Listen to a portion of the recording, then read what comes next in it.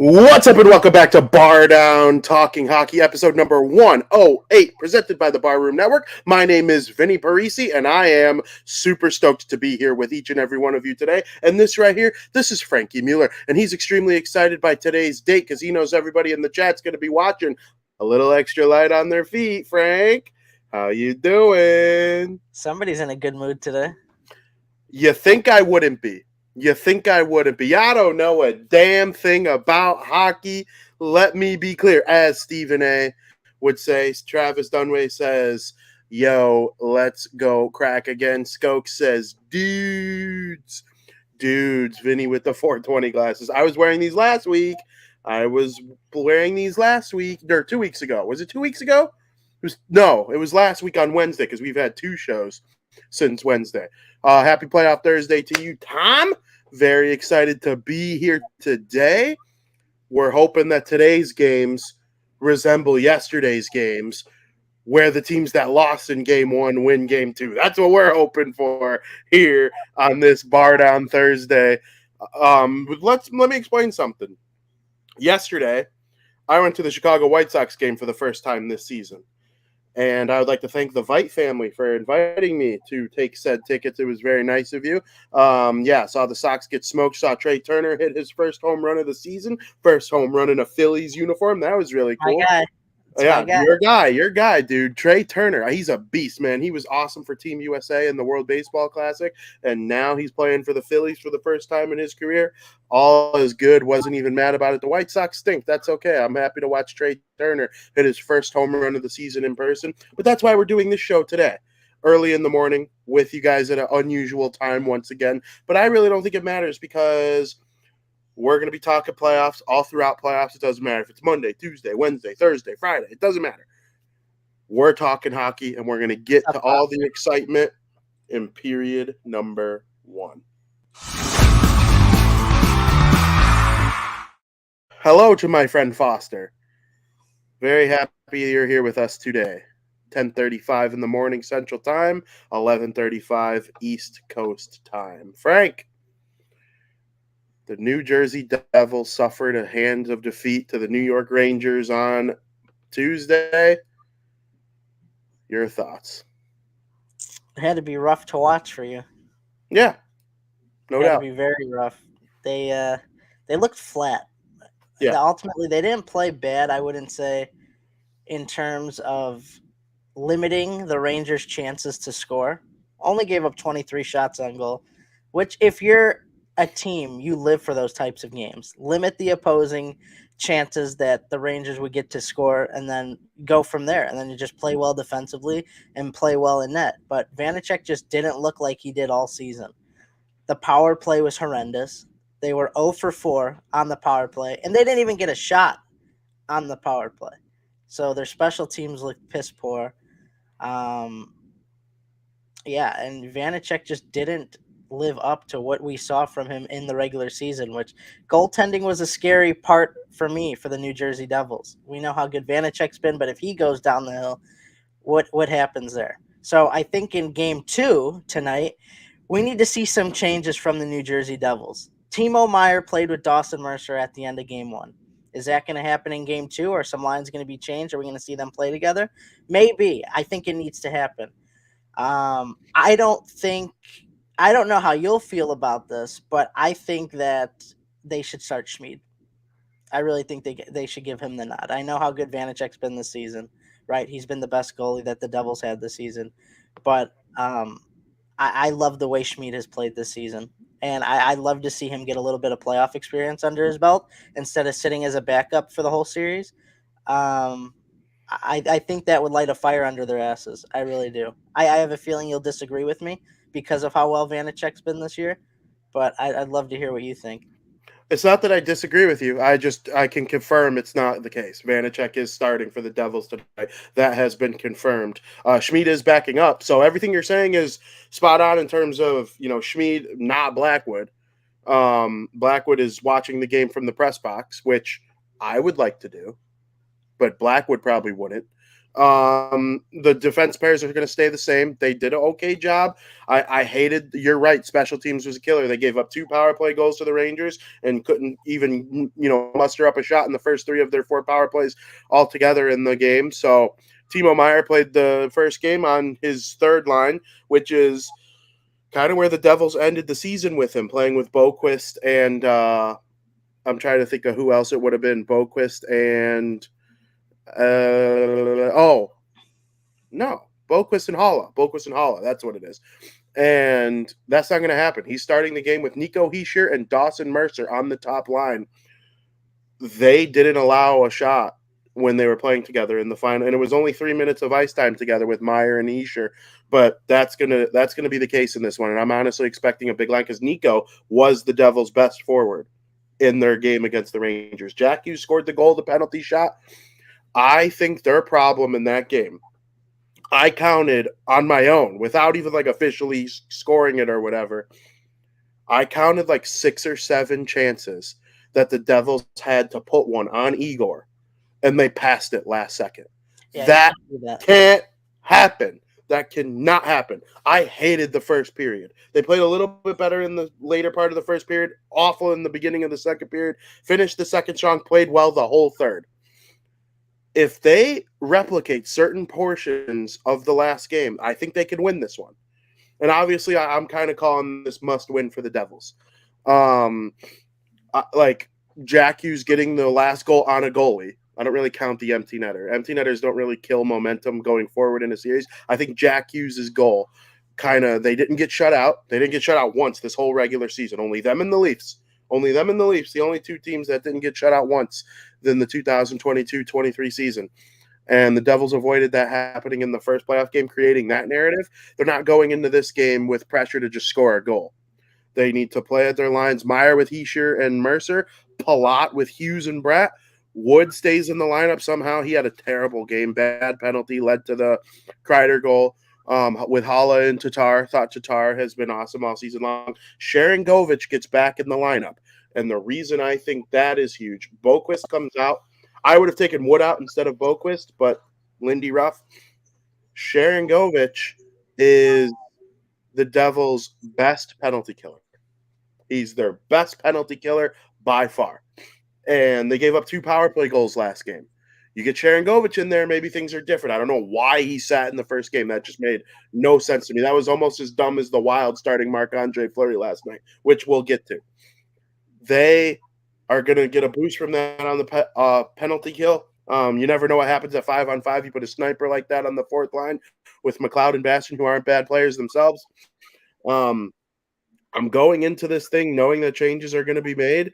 And I'm actually expecting a big game here from the Devils. It will be a major letdown if a game like Tuesday happens again. I know you think the Rangers are going to win the series, and we're not. I don't expect anybody to change their predictions after one game by any means. I'm riding and dying with this Devils team.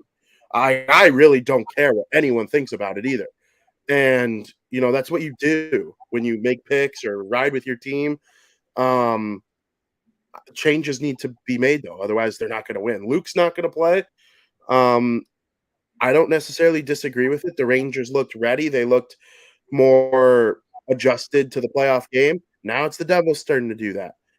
And you have that one game under your belt. That's enough of experience to kind of make a game-to-game adjustment if you're some of these younger players.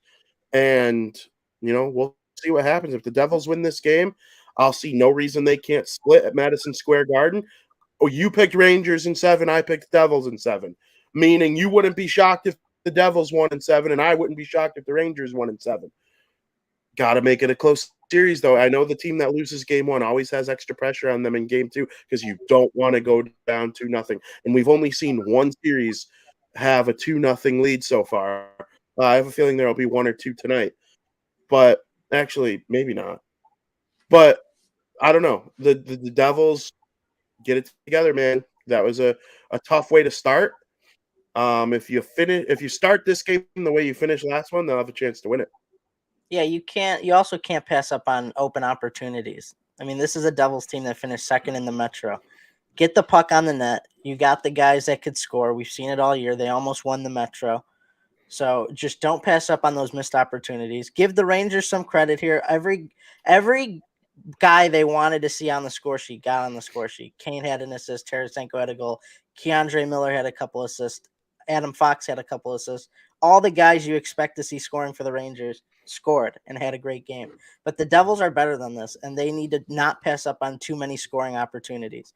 If they could fix up their mistakes from game one, then, I mean, I have confidence that they can make this an even series. I agree. Sharon Govich hopefully could help take out Kreider, too, on the power play. That guy's just a beast, man. Did you know he's like one of the active American leading goal scorers? Like, he's not number one. I think Patrick Kane might be number one. But, like, Chris Kreider, man, I hope the Devils get into one more, or I hope the NHL gets into one more world competition where Kreider will make the team. Because I want to root for Kreider in a series. Like, that guy's just a beast, man. And Zibanejad, the way he creates, and we know what Patrick Kane and Panarin can do on the power play. Fox is just muy bien. That shot he made that Kreider deflected, good stuff. So the Rangers, they're. Go ahead. No, go ahead. I wanted to talk while you were finishing your sentence. I tried to time it right. Yeah, no, I get it. And the Rangers are just a really good team, and I'm hopeful the Devils can get one here because they went 3-0-1 against the Rangers in the regular season. That does not matter. We all recognize that doesn't matter. But they've proven that they can beat Shesterkin with shots and get traffic to the front of the net. You just got to adjust your whole game in the playoffs. The Devils are very neutral zone reliant, and the Rangers did a great job of clogging it up in this game. So let's get back to simplifying the game. Dump chase. Yeah, it's must win, I would say. Expect must win, in my personal opinion, is when you're the home team and you go down 1-0. Then game 2 is a must win. If you're the road team and you go down 2-0, it's not must win because you still have the opportunity to defend home ice and tie it up 2-2. So game 3 would be a must win. You get what I'm saying? Yeah. So yesterday, the Islanders wasn't must win for the Hurricanes, but now game 3 is must win or the series is over.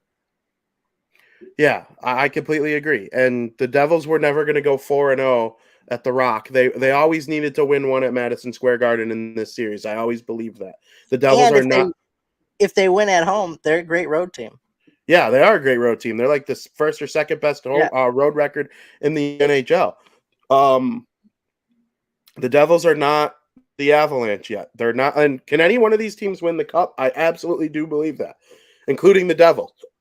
But things are going to happen that teach this team valuable lessons. And if they lose this series to the Rangers, as long as they play hard and learn some things and come into next year ready to insert Luke, ready to insert Nemec, next year could be an even bigger year, which is really scary to think about if you're a fan of any other Metro team, because I don't think the Rangers get any better than what they are right now. I don't think the Hurricanes get any better than what they are right now. The Devils still have another tick to get to. And there are a couple other teams in the Metro that have another tick to get to.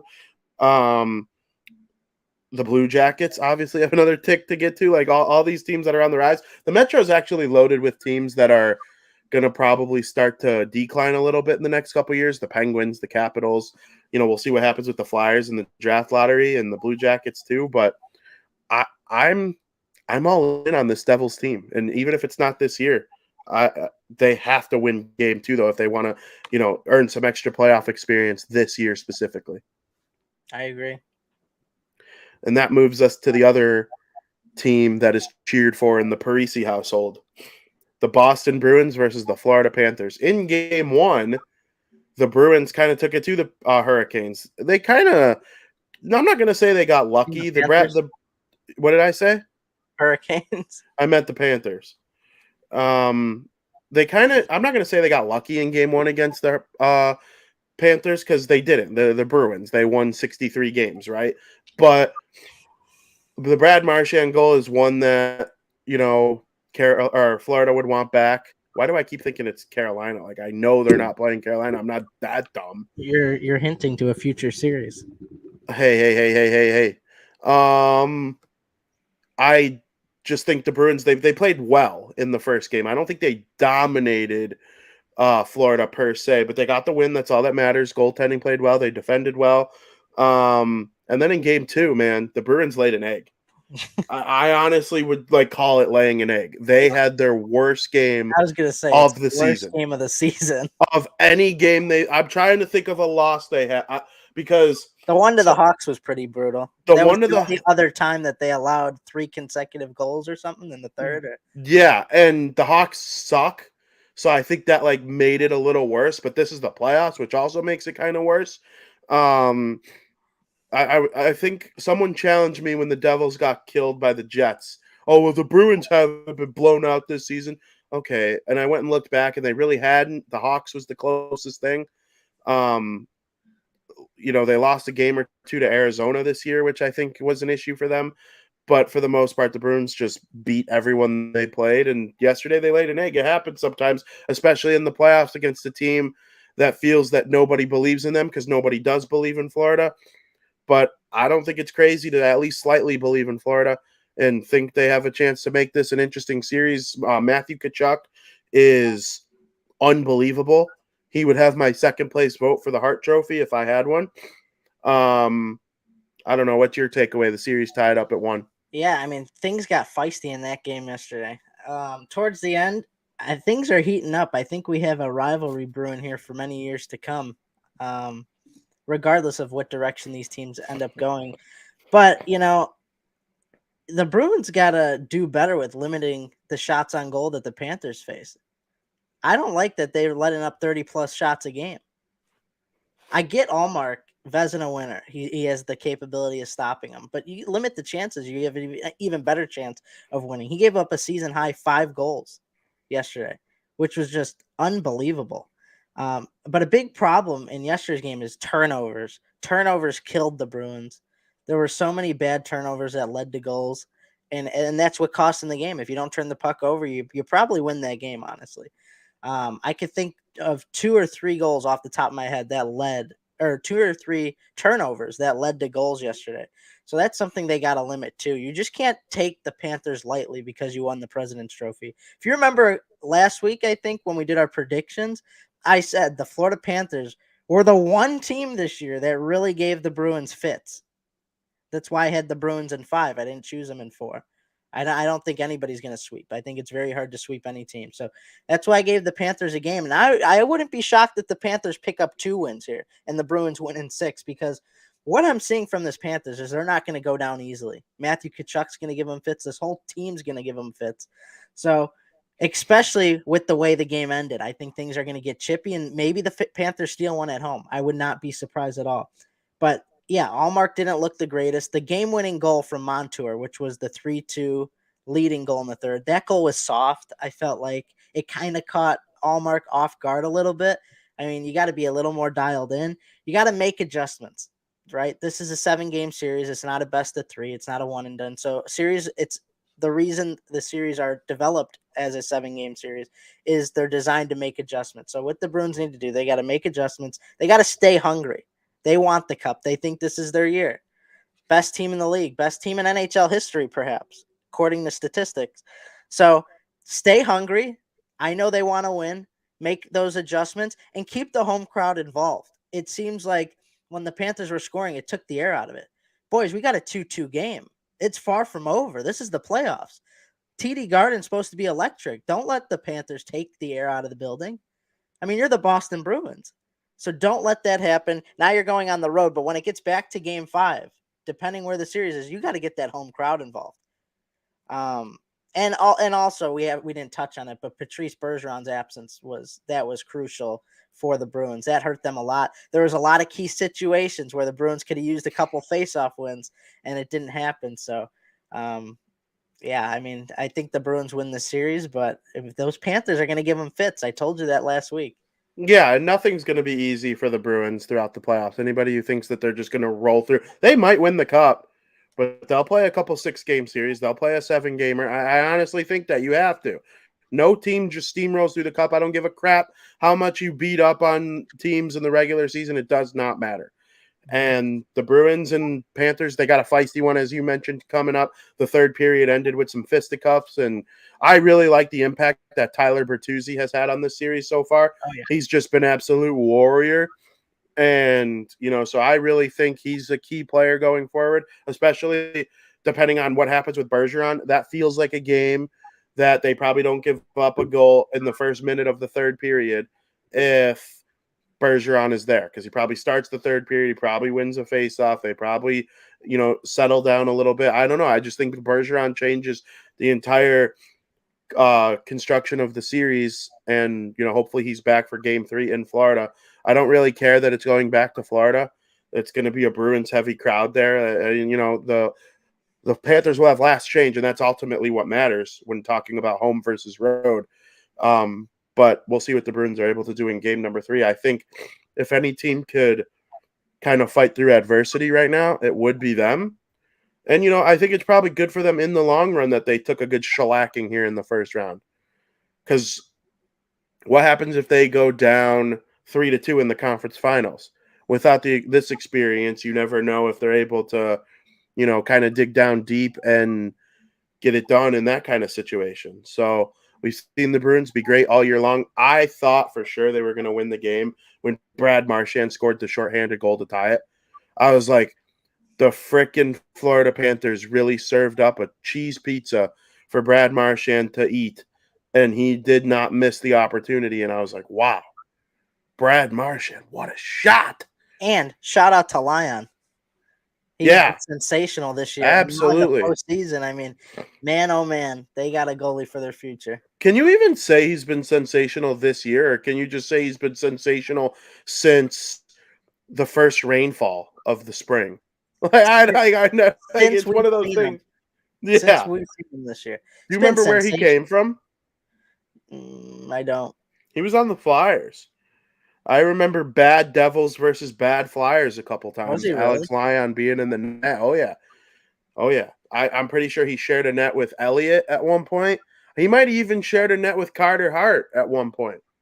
But yeah, Alex Lyon was on the Flyers. He made a couple starts against the Devils and was terrible. The Devils killed him every time, even when they were bad. For him, then. Yeah, absolutely. I remember a couple games being like super stoked that Alex Lyon was in the net for the Flyers. But yeah, he's been outstanding with the Panthers. Sometimes stuff like that happens. You remember Dubnyk?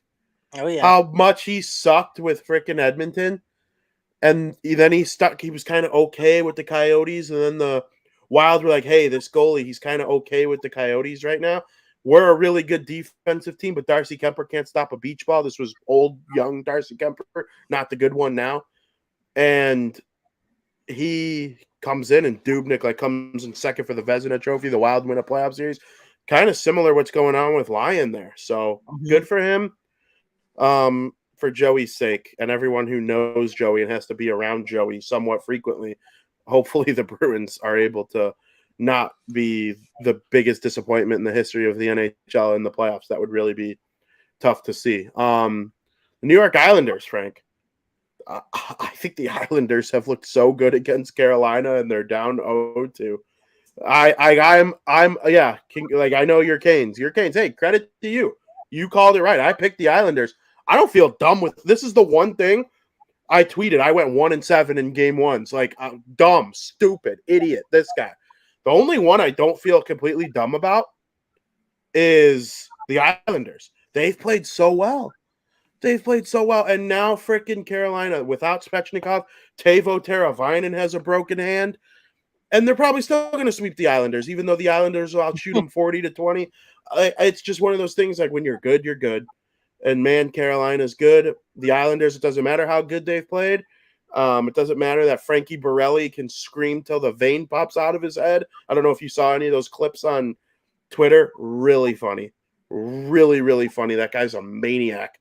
I don't know. What's your takeaway? I mean, I'm pumped. I mean, this is a team I've been salivating over this whole season. I know this team has the chance to win the cup. They're still my favorite to win the cup. I truly believe that. I think that they're capable of taking down anybody with or without Svechnikov. They proved it in these first two games. They've had 5 different goal scorers in these first two games, meaning that players are stepping up when they need to most. Aho, Nosen, Stastny, Jesper Fast, Slavin. It's just unbelievable what we're seeing. We're seeing contributors step up when they need to most against a Vezina caliber goalie in Sorokin, and they get it done. And you know the thing that's hurting the Islanders most here is that they continuously find ways to fall down in the game. They've gone down 2-0 in each of the games. They clawed back in game 2 to take a 3-2 lead, and they still couldn't hold it. The Carolina Hurricanes were too much, but the key to game 3 is if you're the Islanders, you can't find your way down again. You can't expect to go down 2-0 and end up winning games or winning the series. It's not a recipe for success. You almost stole one in game 2, but at the end of the day, you didn't. You still lost the game. So if you go down 2-0 again, I mean, it's not going to happen. You got to find a way to get the first goal of the game, because when you're trailing in a game, that requires you to be a little bit more aggressive. You play an aggressive style of play to try and tie it up, and ultimately leads to odd man rushes or just better scoring chances for the opposition. So you can't afford to play a shootout style game with the Carolina Hurricanes, because if you do, you're going to lose. And we saw that. And game went to overtime. Carolina, in my opinion, they looked great in overtime. I don't know the talk what they had in the locker room beforehand, but they just came out surging. And I love what I'm seeing. And this is the exact team I thought they would be going into the playoffs. One thing that's concerning for Carolina, they're not going to out power play them going forward 6-0. I couldn't believe how awful the officiating was in that game. 6 power plays for Carolina, 0 for the New York Islanders. And the game-winning goal was scored because a lane was cleared up because of a high stick that took the Islander out of the play, and they did not call the penalty. And it was an egregiously clear high sticking penalty, and Carolina got the win. I think the Islanders got hosed in overtime. That doesn't mean I think they would have won the game. Carolina has been better. I'm not trying to flip it to make myself look right, because I'm wrong. They're probably going to lose the series. But they got hosed in game 2. They did. It's just a fact. 6 power plays to 0. You're telling me the Carolina Hurricanes were perfect? No. No shot. We'll see what happens in game 3 as far as that. The Islanders might be nice and pissed off. I do think the Islanders will win the next game at home. We'll see, though. I think they have to win both at home, though, to have a chance in the They series. do. If it goes 3-0 or 3-1, it's over. Yeah, I agree. Because then Carolina will probably just come home in game 5 and get her done there. So it's been an entertaining series. I really think Brock Nelson is a great player, probably one of the more underappreciated players in the NHL. He led the Islanders in scoring this year. They get Matt Barzal back in this series. He's got a goal, played really well. And I also think it's really funny that a guy named Sebastian Aho has scored a goal for the Carolina Hurricanes in both games, except it's not the same Sebastian Aho. I don't know if you saw. Yeah, it's the first time in NHL history in the playoffs that they're facing off against each other. Yeah, isn't that funny? Yeah, and they're not And related. no, they're not related. They're not even the same. One is, I think, Islander Sebastian Aho is Swedish, and Hurricane Sebastian Aho is Finnish. I'm almost positive on that. You can fact check me on that. One of maybe Islanders Aho is Russian. I don't remember. I don't think he's Finnish like Hurricanes Aho. I don't really hate what Islanders Sebastian Aho was trying to do yesterday. I don't know. Did you see the own goal? The own goal? Yeah. The goal that was credited to Stefan Nason yesterday was hit into the net by Sebastian Aho. It was an accident. He hit it in, but he was way far away from the net. It was kind of more of a bad goal on Sorokin, but he didn't expect it to be coming his way because the puck was in the air, and Aho tried to clear it out. Islanders Aho, and he like hit it backwards. Look up the Islanders or the Hurricanes' second goal from yesterday. It was an own goal, and that's what I mean by Sebastian Aho has scored a goal. Two different Sebastian Ahos have scored a goal for the Hurricanes in this series. Katie wants to know how you snagged PFT as a guest. I think it's because of my 6 shades. Yo, I don't have the long hair though. Tell you, I got the hookups. That's all I gotta say. I don't have long hair though, so maybe you're just hiding it. You could be PFT for Halloween. That would be really funny. And you could just walk around, pretend to be a football guy. Hey, did you guys know Joe Flacco's elite? Let's go. Frank, I know we're going to get to this series here, the one you've been most excited to talk about. I mean, I'm just going to wait till the series is over. I mean, the writing's on the wall. I don't need to say anything. So it's probably smart to wait till the series is over, because although I am disgusted with the Toronto Maple Leafs, I am absolutely livid with them. They lose game 1. They're down 1-0 in the series. If Chernak and Hedman are out for the rest of the series and the Maple Leafs don't find a way to win, I love it. I am dumbfounded by this stupid ass team. Nobody believes me. They're cursed. Cursed is a real thing. You guys think it's like a fallacy or something. I mean, the Blues won the Cup. The Cubs won the World Series. I actually but it takes don't. time for curses to be broken, VP. This just They've lost 8 straight playoff series. It just doesn't happen in a decade. It took the Cubs 108 years. It took the Blues how many years? Over 40? How long ago was 1967? We're not talking about the 05 White Sox, which is still kind of a long time ago. We're talking about the 1967 Toronto Maple Leafs. Like, the NHL expanded from, I think that was 67 the year they expanded to 12. So the first year with more than 6 teams, they won a cup and then said, "No, we're not going to do that again for a while." I just can't believe everybody, like, you're stunned. I am stunned. They're way better. They are. But this is a Lightning team that I told you will show up. Like, we saw championship caliber Tampa Bay Lightning last game. And that's exactly what I said is going to happen. There's a switch that flips on in their head. I don't care if they went 0 for 15 going into the playoffs. The Lightning know how to show up. It stops for everyone eventually. The Hawks came in third to last. There was a point where they couldn't lose a 7-game series to a West team to save their life. John Cooper knows how to coach in the playoffs. John Cooper's he's going to go to the Hall of Fame. So is Stamkos. So is Hedman. So is Vasilevsky. So is Kucherov. I don't know about Braden Point, but I mean, he's still really young, so he's got a lot more to prove. He wouldn't make it to the Hall of Fame if his career ended today, like the other 4 guys I named. But I mean, dude, they're great. They're great. If they are this injured, though, I can't. The Leafs have to win game 2, and I do think the Leafs are better on paper. I'll ride that into the summer, even if they get swept, and that'll make me even more mad. That'll make me even more mad. Because I can't believe if you lost in overtime in game 1, all right, boys, just rack them up and let's win game 2. They got fucking killed. They got destroyed. I'd rather be a Devils fan than a Leafs fan right now. At least if the Devils lose the series, hey guys, really nice year. We came in thinking we might make the playoffs. You were the best regular season Devils team ever. Jack Hughes had 90 points. There's none of that with the freaking Leafs right now. Everybody kind of took some points off of their game this year to play better defensively. Marner led them in scoring with 99 points. Last year, Marner, Matthews, Nylander, they all broke 100. This year, they all kind of pulled back a little bit to kind of be better two-way, so they're ready for the playoffs. And then you fucking let the Lightning do that to you and, dismantle you like they did in game number 1. I just couldn't believe what I was watching. And then this freaking idiot Matthew Bunting decides to slew foot people or whatever it is that he got in trouble for.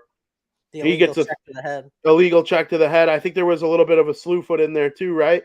And he freaking gets a 3-game sussy, so we're not going to see him till game 5 if they even make it there, which they're going to win a game, right? Bunting will play again this year. But, it reminds me of Kadri. Dude, are you fucking kidding me, Bunting? Now this team has to reconfigure their whole forward group. Matthew Nyes is probably going to draw into the lineup. We'll see how the Leafs actually decide that things are going to go. But, if I'm Austin Matthews right now, I'm thinking to myself, what the fucking fuck? Like, this team blows in the playoffs. And they need to figure it out. If they don't win game 2 here tonight, I'm canceling them. Like, go Lightning. If they lose game 2. What a flip. Frank, I can't stand the I've been Light. a Lightning. I told you, I've been on the Lightning. Yeah, but you're just a Leafs hater though. No, but I use common sense. Like, how could you say if the Lightning win? Like, how am I a Leafs hater? I telling you how it is. No, I know, but there will be a day in my life where I choose the Leafs. The time will come. Okay, I understand. Okay, fine, but and I get it. It's like a funny thing, like the Leafs. Haha. It's almost like, why wouldn't anyone want to see them finally win a playoff series? Unless you're like a Habs fan or a Bruins fan, like you hate the Leafs. Like, the Lightning have won 2 of the last 3 cups. They've been to 4 of the last 7 finals or whatever it is. It's just like that team, they're going to run out of gas. I honestly think if they make it to the next round and beat the dumbass Leafs, they'll get shelled. Everyone looks tired. Everyone looks tired. The season was not a disaster. The end of the season was a disaster for them. And the Leafs went into the playoffs hot. I just couldn't believe what I watched in game 1. They have to win game 2. And Tampa was loaded with injuries. Are you kidding me, Leafs? You can't come back on that team? Oh, my God. They're deep. They're a very deep team. Who, Tampa? Oh, yeah. Their bottom 6 stepped up in game 1. Yeah. Corey Perry had a goal and 2 assists. Bellemare had a goal. Cirelli had a goal and an assist. Ross Colton had a goal and an assist. I mean, that just shows you how deep they are in their bottom 6. I mean, this team's unbelievable. I don't care how bad they were in the regular season towards the end of the stretch. I mean, like I said, this team literally has a switch on the back of their head where they're like, all right, playoffs, flip it up. Different team. Unbelievable. I hope the Lightning win this series so bad. It's just unbelievable watching these guys play. Yeah, well, if the Lightning win the series, it'll make for a very exciting summer because one of Marner or Nylander will change teams. Kyle Dubas will be fired. Sheldon Keefe will be fired. Oh, what a fucking idiot Sheldon Keefe is. You don't start Matthews' line at home, and the Lightning score on the first shift of the game before Matthews and Marner touch the ice. They're down 1-0. Are you absolutely fucking kidding me? I don't think I would be like a good NHL coach. I have no experience. I'm a dumbwad. I honestly think I would not have made that mistake ever in all my years of anything. You're at home. You have home ice. You get to choose who goes to match your opponent. You put Matthews on the ice to start I just could not believe that Sheldon Keefe is that stupid. Sometimes you forget to take into account poor coaching when making, decisions. Like when I thought the Broncos were going to be a good team this year, I didn't know Nathaniel Hackett was going to be the worst coach in NFL history. You know what I mean? Like the roster was good. Russell Wilson was terrible, but the schemes were bad. It's the same thing with the Leafs every year. I hope they come back and win. Obviously, I'm not backing off that take. I think they can absolutely win this series, but what a disgusting organization right now. I mean, so if they lose this year, and then next year they have 120 points, I'm done. Are you just gonna? You don't think they're gonna win the series? I mean, maybe if they're like the Atlantic Division winner, and they play against a Detroit Red Wings team or an Ottawa Senators team that squeaks into the playoffs by the skin of their teeth, then yeah, I probably would pick the Leafs. But I wouldn't be standing up here going, the Leafs are going to win. You know what I mean? Like, yeah, I probably would pick if they were the Atlantic Division champions, 110 points, 115 points. Matthews scored 50 again. And they're playing this Detroit Red Wings team that squeaked in, like, yeah, I probably would pick them. But if it's 2-3 again next year and they're playing the Lightning, like, F you. Yeah. 100%. And then they'll probably win. Maybe that'll be the year. Yeah, but that'll be the year. You got to pick against them and they'll win. I should have did that this year. Watch him win the President's Trophy next year and then get shelled by the Red Wings. Then the franchise needs to move or something. I don't know. Dude, get the Leafs out of Toronto, dude. Put them in freaking Quebec City. Put them in Quebec City. Quebec City could use a team. You know, the Canadians love freaking hockey. I think Hartford needs an NHL team again. I think Connecticut would eat up a NHL team right now. I really do. Connecticut is an amazing state. It's like one of the most underrated states. They won the college and they won the basketball and hockey national championship this year. Connecticut. It could be that state has potential. They say New Haven has the best pizza in the world. Like it's better than New York, Chicago, or Boston, according to a lot of people from New York, Chicago, and Boston.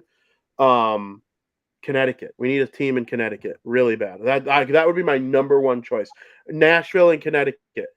You put or not Nashville. Nashville needs a baseball team. We have Nashville. Houston and Connecticut. They're gonna do Houston and Atlanta, which I love Atlanta, but Houston and Connecticut would be my choice. You think they'll expand or just move? No, there'll be 34 teams by 2030. Really? Yeah, I think so. And then they'll be done for like a really long time. Yeah, I never really thought 32 was the end, just because hockey needs like more. Baseball, the A's are moving to Vegas. We learned that this morning. I saw the plot of land that they bought or whatever. Yeah, that's sick. Unreal. The Vegas is going to have, after having 0, they're going to have 3 of the big 4 in it's going to be brutal to play there in the summer. It's going to be like so not fun. Is it not going to be a dome? It better be a dome. It has to be, because like the grass or the turf or whatever you put out there will just burn. Yeah, I would almost assume it has to be a dome if you're going to play if baseball. You play outdoors, it's just. Well, I mean, there's minor league baseball in Vegas. It's got to be miserable. 110 during the summer and the meat part of the summer. Like, that's just brutal. Yeah, 100%. But yeah, that's the Leafs and the Lightning. Just my mood on that series. Like, I'm not worried about the Devils. If the Devils lose this series, I'm going to be very sad. But I'm going to be very sad because I'm done watching the Devils for 3 months. You know, outside of spending time with my girlfriend and my family and my friends, the Devils are my favorite thing. That's my favorite hobby in the world. So, you know, them losing and being done with them for 3 months would be the hard part this year. But, like, I would know, like, they gained so much valuable experience and they lost to their rivals. And, you know, they had some good goaltending, and Jack Hughes was a star, and he sure finally broke out after all these years offensively. And, you know, Luke is coming. Nemec is coming, who might be better than Luke, which is hard to fathom because Luke's amazing. Like, it's one of those things where, like, if they were 3-4 years from now and couldn't still win a series, that's what the Leafs are in right now. And, oh, my God, I feel for the Toronto fans. I haven't watched the LFR yet, which Dylan said it was gold. So I'm probably going to watch that after this. You know, shout out to my friend Steve Dangle. But which Steve Dangle picked the Rangers in the first round anyway, so screw him right now, I guess. But yeah, that's my thoughts on the Eastern Conference Stanley Cup Playoffs through 2 games for some, 1 games for others. Any last thoughts on the Eastern Conference before we cross the Mississippi River? I'm just excited for tonight's game between the Leafs and the Lightning. I'm really excited, and I love what I've seen from the Hurricanes. So keep it up. Keep the foot on the gas, boys. Would you say we agree more than we disagree on hockey? That's a good question. Because I think we do. I feel like we disagree on a lot of things, but we understand where each of us are coming from. Yeah, 100%. There's probably one or two takes where, like, I don't even know the right terminology. Like, we agree about what the other person's saying. Yeah, I get that. It's like we don't agree with them necessarily, but we agree, like, where they're coming from, maybe. 100%. And, like, if they were right, you wouldn't be flabbergasted. Right. Yeah, I get that. Like, to me, the most shiny example of that is the Carolina Islanders series. Like, you might not feel the same. This might not be mutual, but like, I just saw the Islanders if I was going to pick one huge upset in the first round. And I don't see either team in the Kings series, Kings Oilers or Devils Rangers.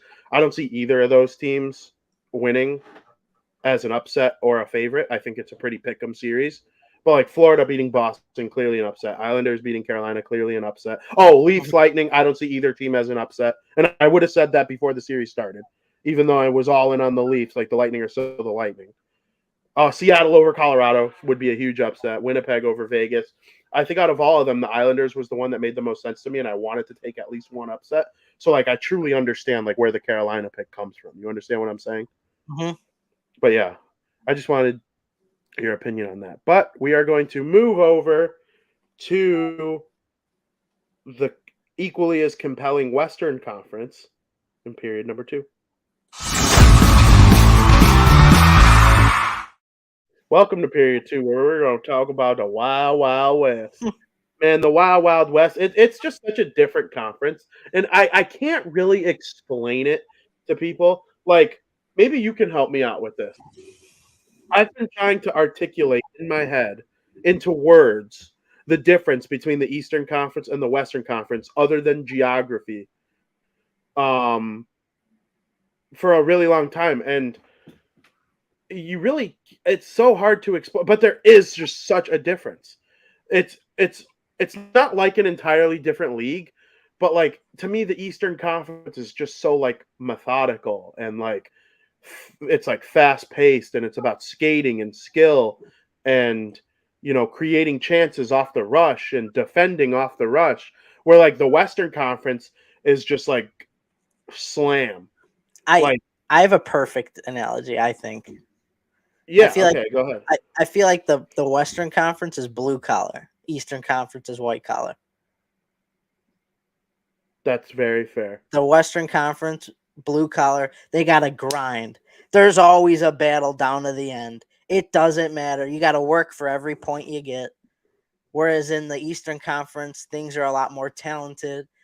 There's teams are like, see, it's hard to describe like It is white like collar. because like Nathan McKinnon and Connor McDavid are in the Western Conference. Like There's less you have to work for, I feel like, in the Eastern Conference.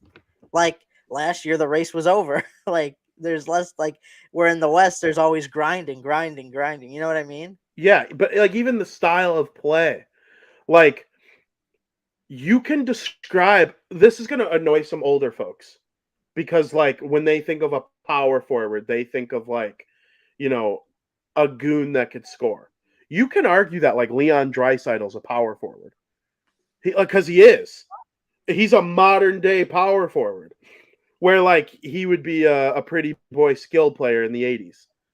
But like even McDavid is so fast and so skilled, but he's big, he's strong, he wins puck battles. Where like the Leafs don't let Austin Matthews do that. The Devils don't let Jack Hughes do that.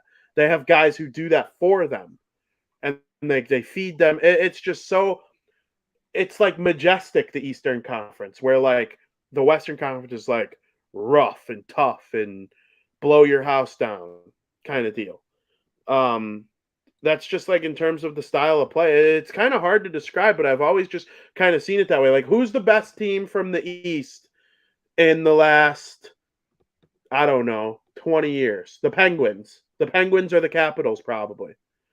Ovechkin, Backstrom, Malkin, Crosby, Kunitz, Kuznetsov, John Carlson, Christopher Letang. These guys are all like smooth. They're like, go out there and play pretty hockey. It's like what you would see in like a YouTube video of just perfect, pretty hockey. Let's talk about the best players from the West in the last, 15, 20 years. Connor McDavid, hard on the puck, beast to play against. Leon Draisaitl, same thing. Nate Dogg, he gallops when he skates. Going back even a little bit further, Corey Perry, Ryan Getzlaf, just big meanies that could score 50 goals a season. Kopitar, super hard to play against, just a complete mother effort to play against. Drew Doughty, Duncan Keith, just mean a-holes, like, but supremely skilled. Less about the skating, more about the toughness. Like, it's just it's so great. And then you get to the Stanley Cup final, and these two teams kind of clash a little bit. And oh my god, I just love it. I love the West. It's so fun to watch. The Blackhawks might be seen more like an Eastern team the way they played during their run, but that couldn't be farther from the truth.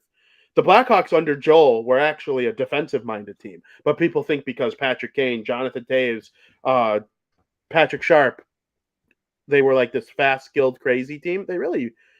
They were more about defense and scoring off the rush and capitalizing off your mistakes. And when you block a shot, when Brent Seabrook blocks a shot or Yelmerson blocks a shot, they feed it up to Marian Hossa, who's the best two-way winger I've ever seen, and he'll find Kane, who feeds it to Sharp. Or it was all building off mistakes. I'm going on a tangent right now, but I love the Western Conference, and my favorite teams in the East. But in terms of unbiased hockey watching, the West is it's wild. It's the Wild West, and they put a team called the Wild in the Western Conference for a reason. Yeah, I mean, they are definitely different. So I don't know if anybody told you otherwise, but they are completely different. And I think that's what makes it so special is that you have one Western Conference team and one Eastern Conference team in the Stanley Cup. Yeah, absolutely. And like in 2021, when the Habs played the Lightning, it didn't feel like a Stanley Cup final because it was Mm-mm. two Eastern teams Yeah, playing each other, and like it just didn't it was have that weird. clash of styles. You know what I mean? Like, and that's what I always look forward to the most. Like last year when the Lightning played the Avalanche, that was freaking sweet, dude. Because like the Avalanche were like this team that came at you in waves with like McKinnon and Point, or not Points on the Lightning, McKinnon, Rantanen, Landeskog, Kadri, and they just came at you hard.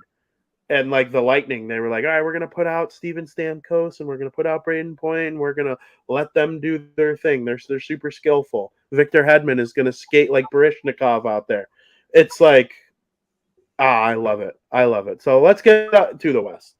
The biggest upset of the first round so far has been the game one victory for the team on top of your head. The Seattle Kraken took a 1-0 lead over the defending Stanley Cup champion Colorado Avalanche. Frank, didn't see it coming, but once it did happen, I was like, duh. Is this going to be another Vegas style run from the Seattle Kraken? Their first time getting into the postseason, and then they have that energy. They're like, this is our first time in the playoffs. Let's build up some energy. Look what happened to the Vegas Golden Knights when they made the playoffs for the first time. They make it to the Stanley Cup final. This is a team that has something to play for. Colorado won the cup last year. They already got their cup. They might overlook the Kraken a little bit too, but I'm telling you, the Kraken, they're feisty. It's why I chose the Avalanche in 6. Um, it just seems like they got more energy.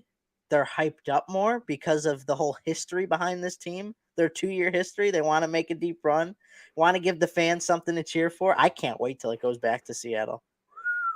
That is going to be electric. I can't wait to see that the Climate Pledge Arena in that house rocking. Climate pledge. Travis says, crack attack, crack attack. This team is cracked. I'll tell you that. I do think the Avalanche are going to come back and win the series. I'm not going to pick against them right now, but I mean, I would love to see the Kraken win. I think that would be so sweet. This is also Grubauer knows this team well. Grubauer knows the Colorado Avalanche very well. And boy, did he shut them down. It was absolutely magnificent to watch. I had a smile on my face. This is one of those things where I chose the Colorado Avalanche, and I hope they lose. I hope I'm so wrong. But yeah, and it's funny because while this team has no playoff experience, the 3 goals that were scored from the Kraken were all scored by players who have playoff experience, which I think kind of helped the team as well. Eli Tolvanen scored the first ever playoff goal in Seattle Kraken franchise history, who has playoff experience.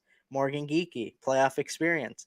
And Wenberg, playoff experience. So that kind of helps the Seattle Kraken. It gives them a little glimmer of hope. I mean, I'm not worried about the Colorado Avalanche, but the way that the Kraken played and what they have to play for in this going forward could be a little, scary times in Colorado. We'll see. I'm all in on the Kraken winning this year. I'm sorry I to hope the so. city of Seattle. I'm sorry I to the city of Seattle, and a residual apology to the city of Las Vegas, because I gave y'all no chance every time, and I just keep keep becoming more and more wrong. Maybe hockey's just a sport that's built for expansion teams to, even if it's not in year one, like just be okay. Like, who saw Wild Bill scoring 40 goals in their first year for the Golden Knights? And since then, he hasn't scored 40, but he's been a very, very good player. One of the best penalty killers in the NHL.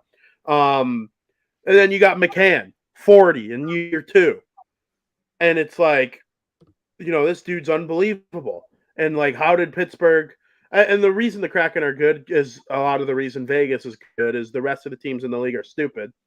You got teams like Pittsburgh protecting Jeff Carter, 38-year-old Jeff Carter, and leaving Jared McCann unprotected. I mean, I like just dumb decisions by these teams. And I think most teams in sports are stupid. And that's why like the same 5 or 6 teams kind of keep repeating, getting back to the top.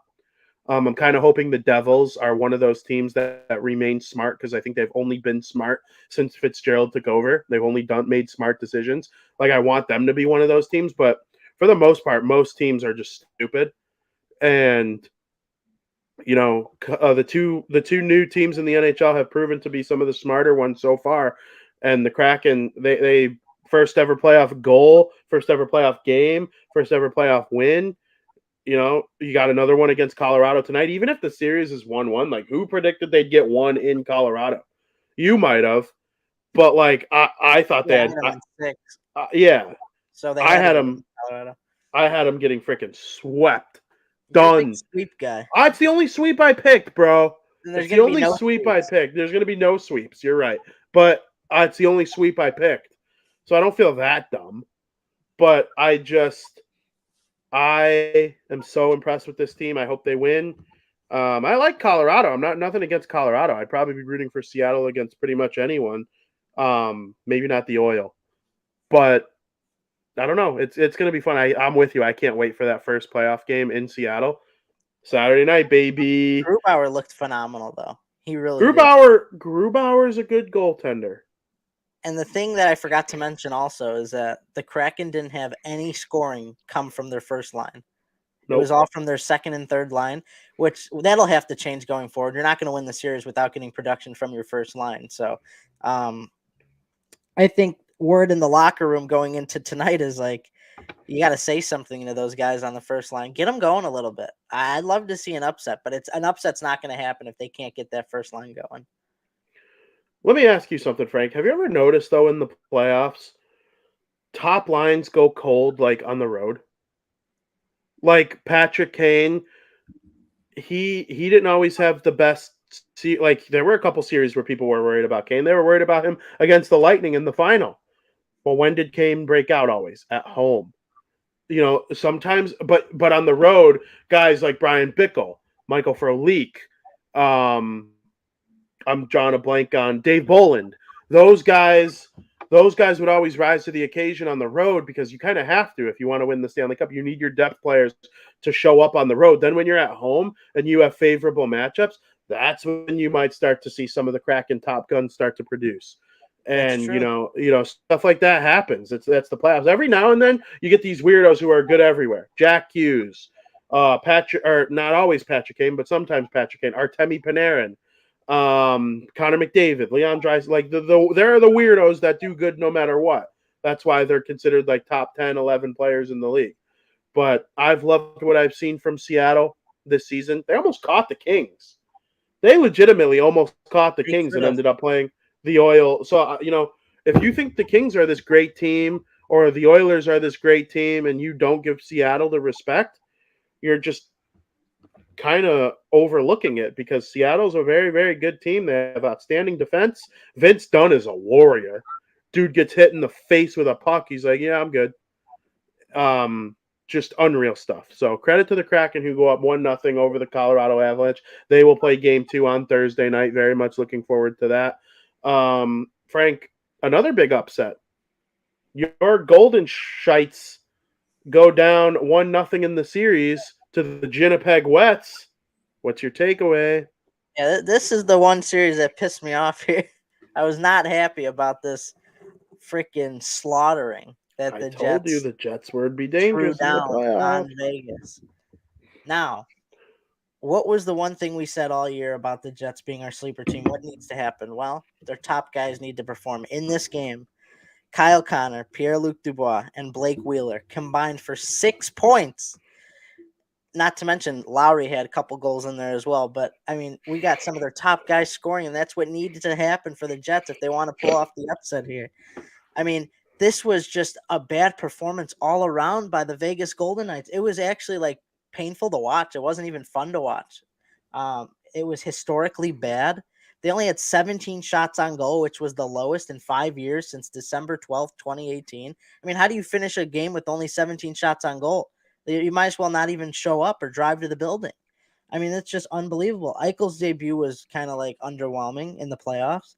Um, it's like the team wasn't ready to play, and I think that things will change because it's hard to win two games on the road in the Fortress. But this is once again a must win for the Vegas Golden Knights. You can't afford to go down 2-0 and then head over to Winnipeg for the whiteout. It just seems like that's danger times for the Vegas Golden Knights if they can't find a way to win.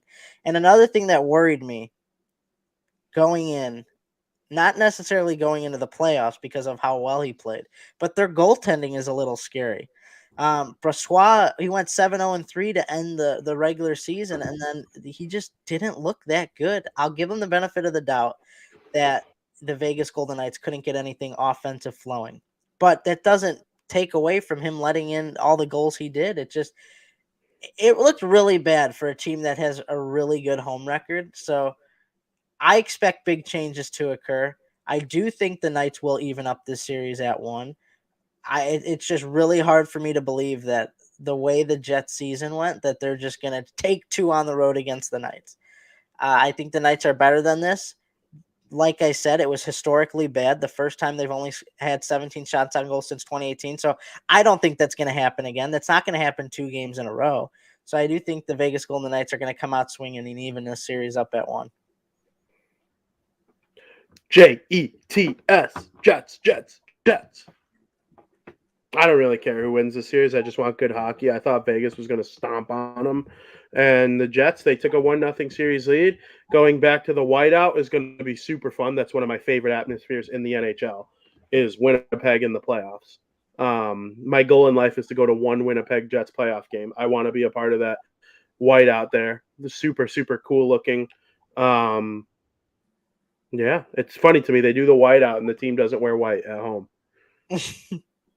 So we'll see if that ever changes because I think it will maybe one day. The Jets, they have what you said, top goaltending, top forwards. Morrissey had probably one of the most underrated defensive seasons ever. His name will show up on the Norris Trophy ballot. He might not be nominated in the top 3, but like his name will show up when the little chart comes out at the end of who received votes. His name will be on there. But yeah, shout out to the Jets. They had missed passes too. They couldn't make a pass to save their life. They couldn't get out of their defensive zone. Who? I mean, the Vegas Golden Knights. Oh. They just made things like too fancy. They couldn't make a simple pass, and I think that's why they failed to get offense. But it was one of the worst games in franchise history. I think it was terrible. Yeah, it was bad. It was bad. We've seen the Golden Knights bounce back from stuff like this, so we'll see what happens in Game 2 at the Fortress. Frank, earlier this week, the Minnesota Wild defeated the Dallas Stars in overtime. It was 1:01 in the morning local time when Ryan Hartman scored to give the Minnesota Wild a 1-0 lead. And then after making 50 shot saves the night before or 2 nights before, the Minnesota Wild made the odd decision to bench Philip Gustafson in favor of Marc-Andre Fleury. Let me be clear. I love Marc-Andre Fleury. I can't wait to watch him go to the Hall of Fame. Just an absolute dog in his NHL career. But like, I couldn't believe that, he ended up with the starting role in this game. And Gustafson was on the bench. Like, we're talking fatigue. Like, what? Like, this is the playoffs. You had a day off. You put Gustafson back in there. And Marc-Andre Fleury was cold to end the season, so it's not even like you're like putting in like your reliable. This isn't the who's a good example of a team that could make a switch like this in the playoff. Oh, this isn't the Bruins going from Allmark to Swayman, which they very well might do. This is completely different. So I couldn't believe it. The Dallas Stars absolutely destroyed the Wild with Fleury and net, and now the series is tied at 1. So what do you think? I think this is the best series of the first round. I think Ah, that it's very capable of going 7. Um, nobody knew how's Dallas going to respond after a double overtime loss at home. That's deflating right there for either team, whether the Dallas would have won or not. But the story of the first game was goaltending duel. Ottinger looked great. Gustafsson looked great. These teams making magnificent saves in overtime. And then you put in Marc-Andre Fleury and you take you take away what was so great in game 1 and you don't give it in game 2. And then the Dallas Stars exploit that. This is a series that needs to be Ottinger versus Gustafsson. We want more of what we saw in game 1. That was so great. We saw goals by Ben and Sagan. Each of them had a power play goal. Which, if the Dallas Stars want to win a cup, they want to be good this year. That's what we said. Ben and Sagan got to show up, and they did. I mean, Robertson, Dadonov, Hintz. I mean, it's great to see them contributing as well. But Jamie, Ben, and Tyler Sagan, they got to be the ones to step up here and lead the team. They are the franchise guys. Well, I guess Robertson's now more of a franchise guy, but you know what I mean. They were so is like, Hintz. yeah, but you know what I mean. They were the face of the Dallas Stars. I mean, these were the guys that were the face, and it's good to see them contributing. It's something that needs to happen. But Ottinger continued right where he left off from last season. He's looked phenomenal. But another thing too, the Wild, they just take too many penalties. They can't afford to take as many penalties as they do. They've taken 11 penalties in the past 2 games. And you think the Dallas Stars aren't going to capitalize on that? I mean, they've taken 6 in game 2 and 5 penalties in game 1, 11 penalties. And Dallas, their power play is pretty decent. I mean, it's not Edmonton's power play, but I mean, they capitalized. I mean, that's so like they're not playing disciplined at all. And if that's going to continue, and they also been dominating the faceoff dot also. And if that's going to continue, maybe my prediction's going to be wrong and it's not going to go 7. But you can't afford it. You got to play a little more disciplined here. Put Gustafsson back in game 3, which he will, and let's have that duel that we saw in game 1 again. A lot of players make me pissed off at Stan Bowman. Like a lot of players. I can name at least 7 right off the bat. But I think number 1 on the Mount Rushmore of players that make me hate Stan Bowman is Jake Ottinger. That we were there when Stan Bowman's stupid ass knew he needed a goalie long term because Corey Crawford was done. And he traded that pick to the Dallas Stars so they could trade back for Yoki Haru. Good player. I watched him play for Buffalo a lot this season. Good player. But the Hawks didn't even get him because they traded him for stinky Adam Boquist, who sucks. And the Dallas Stars, with that pick that the Hawks gave them, took Jake Ottinger in the first round. And my goodness, is he an outstanding goaltender. He would look really, really good in Chicago right now. Like, wow. I can't believe what he's become in his career. He's an elite goalie. Him and Hellebuck are going to battle hard for the Team USA starter if they do the World Cup of Hockey next year. I like what I saw from Dallas. I know what you mean by Ben and Sagan. They have to lead the depth. Mm-hmm. They have to show up in order for this team to succeed. They have been, especially Ben. But Rupe Hintz and Jason Robertson lead the way. Hintz with the hat trick yesterday, just absolutely monstrous stuff. Joe Pavelski too, right there as one of the top players on the team. He didn't play yesterday though, did he? I didn't hear think his name. Pavelski was out because of the stuff with Dumba. I'm almost positive. Mm-hmm. It's hard to keep full focus on every single game when they're all going on at the same time. I watched the Dallas Wild game, but that one had computer most of the time, while Edmonton and LA, which we'll get to in a second here, that's the series I'm covering for Puck Pro, so that one gets the TV when the opportunity strikes. But yeah, it's been a really good series, and I hope it does go 7. I would root for the Wild, obviously, But I don't hate the Stars. I was tweeting about the Stars, a couple capital letters. Oh, and I have a new thing on Twitter. Every time Dallas does something good, we call Dallas a hockey town. Because the Dallas Cowboys are trash, and I honestly think these people like the Stars more than they like the Cowboys. So screw the Cowboys, go Stars. Dallas is a hockey town through and through. They like that. When they were going Dallas Stars, I love Dallas that. Stars. That's more enthused I've ever seen a Dallas sports crowd than any of those Cowboys games, and it's really not close. So How about the Mavericks? Mavericks are cool. You know what the Mavericks have done that the Stars and the Cowboys haven't since the 90s? Win a title. So, credit to the Dallas Mavericks. They beat LeBron James Do they have the best and owner though? Mark Cuban. Cuban? Yeah. I don't really know the ins and outs of Cuban as an owner. Like, I'm assuming so because Dallas – I kind of like that they tank when they're bad and they don't when they're good. They're like all in when they're good and they tank for real when they're bad. Like they And actually tank. yeah, like they actually tank. They got fined for it. I know. I wish the Hawks got fined for it. I wish the Hawks got fined for starting Hudobin and, resting Seth Jones and trading frickin' that complete a-hole Andreas Athanasiou. I wish the Hawks got fined. I'd pay that fine with ease. Oh, my God. I would personally, if I were Kyle Davidson, drive to the bank, cash out my own money, and pay that fine. Then, I'm being dead serious. Like, Connor Bedard, that's crazy. So, Travis says he's in Texas and can't root for any Dallas team. Can't stand the Cowboys, don't like the Mavericks, and the Stars are meh. Well, I wouldn't say the Stars are meh. I think the Stars have a very good team. yeah. But I don't know if they're like mad at you, probably, right? Yeah, Like he means meta him. Here's what I'll tell you, Travis. If you root for the Stars, just hop on this like Dallas is a hockey town train.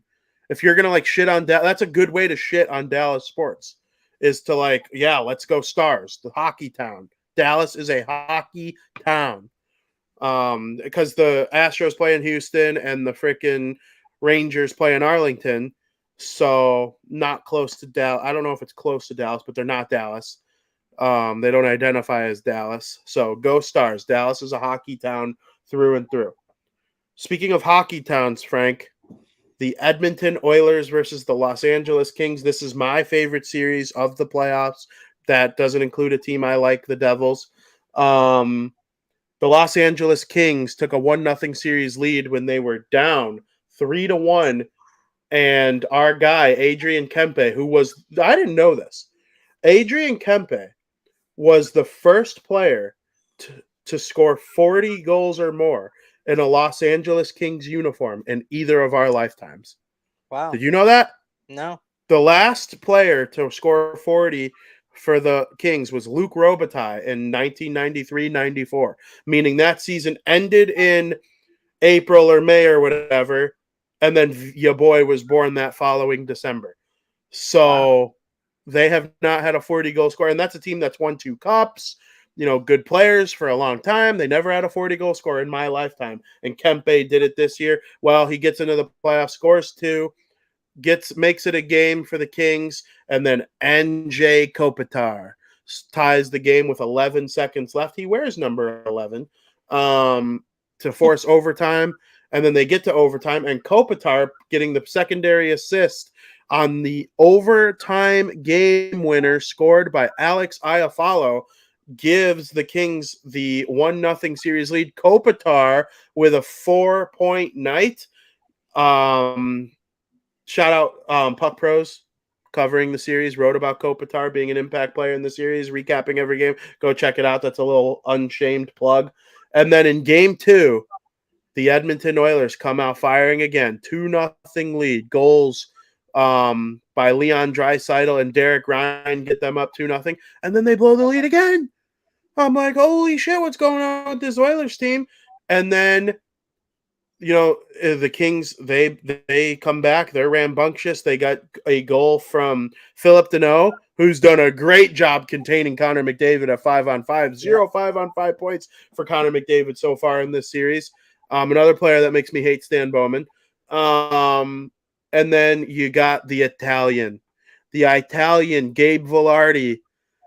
He scores a Gaba goal for the Los Angeles Kings to get the game tied. But then in the third period, our friend Cliff Costin makes it 3-2 Oilers. They don't look back from there. Evander Kane off a great play by Draisaitl deposits one into the empty net. The series is tied. What's Frankie's takeaway?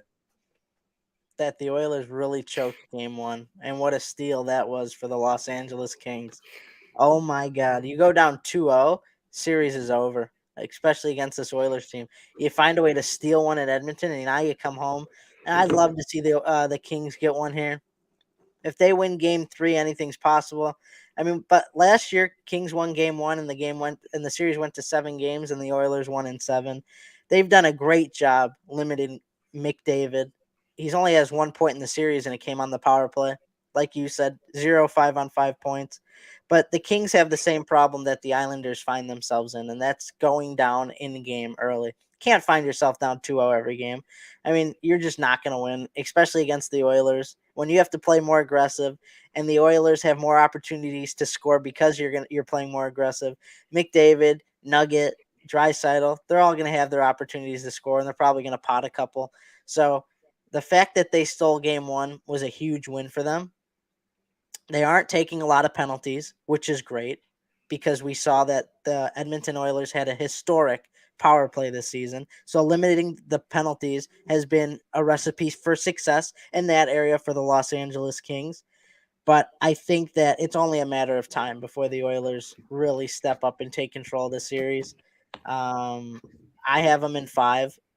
I think we saw that yesterday. We saw them kind of say to themselves, we're not going to blow a lead again.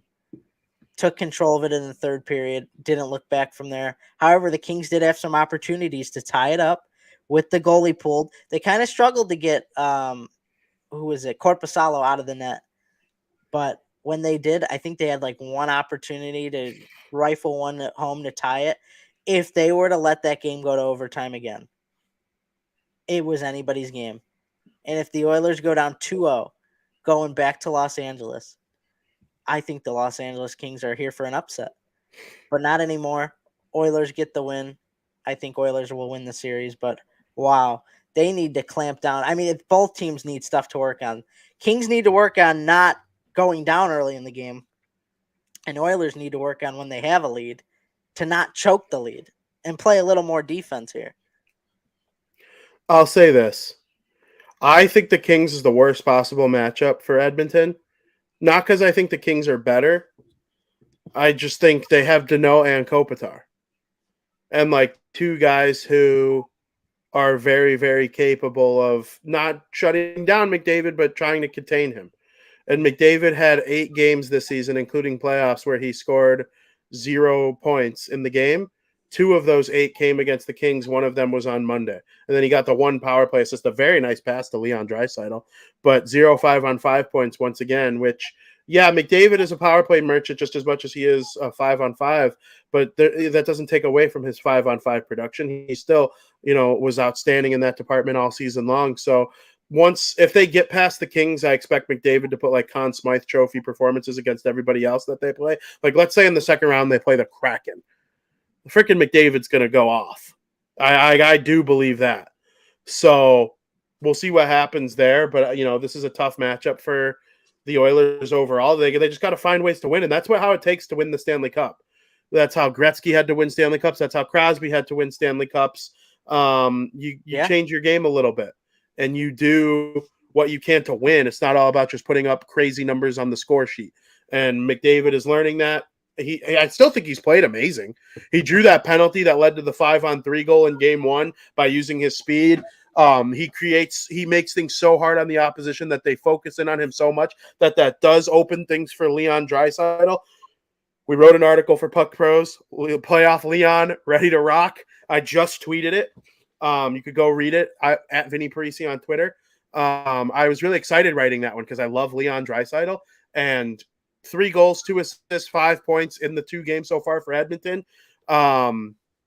It's been really good. Playoff Leon is activated, and that is because teams focus so hard on Connor McDavid that they leave Leon. They don't leave Leon. Like they obviously like Kopitar probably sees plenty of Leon while Denault gets most of the McDavid action. But like Kopitar, he's not Denault defensively anymore. He's just not. And Denault don't give a crap about offense. The fact that he scored a goal and the Kings didn't win, that's a wasted opportunity right there. He does not care about scoring at all, even though he does sometimes, which is an added bonus. But I don't know. I really like the Oilers going forward in this series. It was a wasted opportunity to, take a stranglehold on the series, but that's what the Kings do. Mm-hmm. That's a core some of those guys have multiple Stanley Cups, and Fiala was with the Wild last year in a good playoff series with the Blues, and Denault's made deep runs with Montreal and Chicago. I don't know if Denault made a deep run with the Hawks. He did with Montreal, though, the Stanley Cup final when they lost to the Lightning. It's one of those things, like the Kings aren't going to go away quietly. That's a good organization right there. They rebuilt on the fly. They didn't have to lose Doughty or Kopitar to rebuild. And they got Byfield and, some absolute studs. Victor Arvidsson's a very good player. Kempe, who we touched on.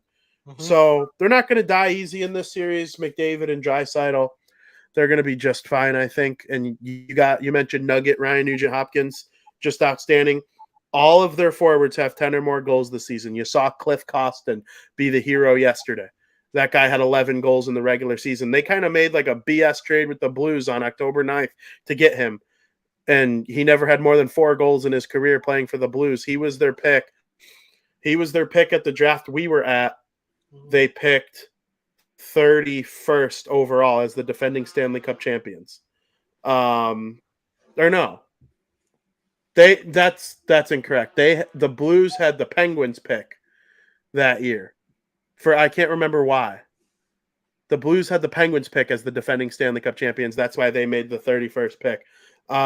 Someone might be able to help me out with why the Blues had that pick, but that's where he came from. Oilers win, series tied at 1. What's your overall takeaway from the West? The West has surprised me by far. Of the two conferences, the West has been more surprising. Vegas lost, Colorado lost. Dallas lost game 1. I thought in overtime that would have been Dallas's game, the way Ottinger was playing. But if you can't capitalize, I mean, you're bound to lose the game. That's what happened. And then what was the other series? I'm drawing a blank. Oh, the Kings and Oilers. That's had some surprises as well. So it's been a very surprising first couple of days for the Western Conference. And because of that, I'm excited of what's to come because I root for underdogs. So. Yeah, absolutely. Have you looked at the lines for today? Mm-hmm. What are the Devils? Light favorite. Light favorite? I kind of figured that to be the case. We'll see what happens at Madison Square Garden. It'll probably depend on what goes on tonight too. But like minus 130, minus 140-ish, 135, right? Yeah, absolutely. So yeah, that's the West. And we got something else that we got to touch on. We just talked about the Los Angeles Kings. I want to talk about some other kinds of Kings in period number 3. Light the beam. Light the beam. Light the beam. Frank. VP. This is a Sacramento Kings podcast more than anything. And they're awesome. They're so sick. Talk to me about the Sacramento Kings. The Sacramento Kings have not lit the beam just once, but twice against the defending NBA champion Warriors. I mean, it's just unbelievable. They've looked great. Draymond Green will be suspended for Game 3 in the series for his dirty act against Domantas Sabonis. I don't know if you saw it. Some people defending him, some people not. To me, it was a bit too dirty for me. He basically stomped on the chest of Sabonis. Did you end up seeing it or no? Yes, I did. I did see it. I thought it was pretty dirty. I think there was other ways. Dirty. It was completely dirty. Well, Shaq was kind of defending him on the panel. saying like, well, he needs somewhere for his foot to go. And then everybody else on the panel was like, yeah, but not like that. It didn't have to go down like that. Like he used force to the point where he like wanted it like hurt him. And he's got his history of having some problems in the NBA, his anger problems, getting the best of him, and suspension problems, which is why that led to this, is because of his history of stuff that's gone down in the NBA. But that's going to be a huge loss for them. But they do have the advantage of being at home, which they're a way better home team than they are a road team. That game will be tonight. So will the Sacramento Kings take a 3-0 lead over the defending NBA champs, or will Jordan Poole and Stephen Curry help the Golden State Warriors climb back into the series to make it 2-1? What do you think? What are your thoughts, VP? I think the Sacramento Kings, a team I've been a diehard fan of for a very long time, are going to absolutely sweep the Golden State Warriors. Wow. Big sweep guy. Not a big sweep guy. Big sweep guy. I'm just confident in my team, the Kings. Light the beam. Travis says maybe dude shouldn't have been holding his leg and let him go. I mean, it was dirty, but it's always the second guy that gets in trouble. Hey. You don't talk like that about our guy. Sabonis. I like him a lot. Hell yeah. He's a great player. I mean, this is a good Kings team. So when we got him, I was super stoked. So let's go Kings.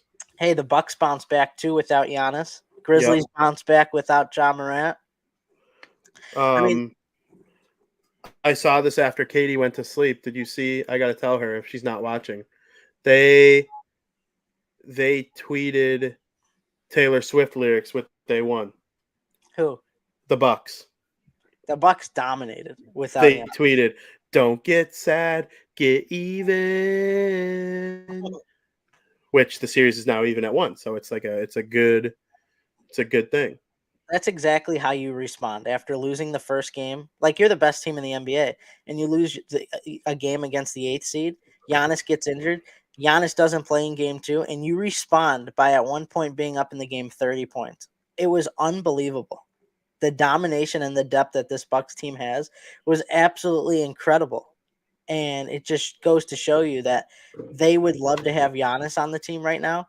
But even without him, they're pure domination, and they should have no problem beating the Heat. Yeah, I think they come back and beat the Heat. And then back, they're tied now. But absolutely. And then something else that happened is, the Grizzlies are playing the Lakers, and the Grizzlies evened up the series. And the guy that's been guarding LeBron James has been. I saw this. Saw that? Yeah. He called the dude old. Yeah. He's like, I like to poke the bear. He called him old. I mean, that was kind of like stupid. I mean, you're like discrediting LeBron James, who has been phenomenal. He's probably the second best player ever. I'll argue that with anyone who tries to come at me about it too. Come at me about it. He's the second best player ever. Yeah, and it's just like, you call him old, like, you're just being a dick. I'm not a fan of Dylan Brooks. He's a great player, but he's just had that like attitude to him that I just can't stand. That's fair. He's a good player though. Big you part of the team. You got any other NBA nuggets? Besides the Nuggets. Well, tell me about the Nuggets. Nuggets are dominating the Timberwolves. Nuggets have looked great. I want the Nuggets to win a championship so bad at some point in our lifetime with this team. I want to see Jokic win a championship. They have such a cool jersey collection. The organization's fun. They play in the Mile High City. Colorado Avalanche wins. Now it's time for the Nuggets to win. I mean, they're just fun to watch. I mean, Jokic was a back-to-back MVP. But nobody talks about the Nuggets. They don't get enough credit. I bet you could go on the street going into the postseason and ask 100 people who they think are going to win the NBA championship, and not one would say the Denver Nuggets. And it's like, no. And it's like, buddy, we had the best record in the West. We're the 1 seed, and nobody would say the Denver Nuggets. Not one. Some people are like, who Nuggets? They're an NBA team. Like, come on, people. I want to see this city grow in basketball. Like you want to see cities in hockey grow. I want the Nuggets to grow, and I want more people to give them respect. You're like a little nugget. I am a nugget. I like nuggets. Nuggets are good. Nuggets are real good. What fast food place has your favorite nuggets? Oh man, you're putting me on the spot. I think it's like, I know it's chalk, but it's absolutely McDonald's. See, I disagree. They got good nuggets, but Chicken McNuggets in their sweet and sour sauce. Woo! their chicken nuggets are good, but I wouldn't say they're the best. Maybe top 4, maybe Mount Rushmore, but I don't know. I like Chick-fil-A's nuggets. Chick-fil-A got good nuggets. They got good nuggets. It's all about the sauce, though. It is, and McDonald's has good sauce. Chick-fil-A has good sauce.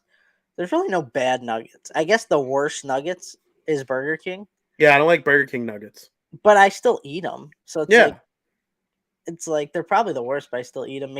Wendy's got good nuggets. I guess that really rounds out. There's not many places that have nuggets. Yeah. Can't go to Arby's and get nuggets or Taco Bell. It's like really quick. Do you think any NBA team can beat the Bucks? Yeah. Who? I think the Celtics. The Nuggets? No, the Celtics. Not the Nuggets?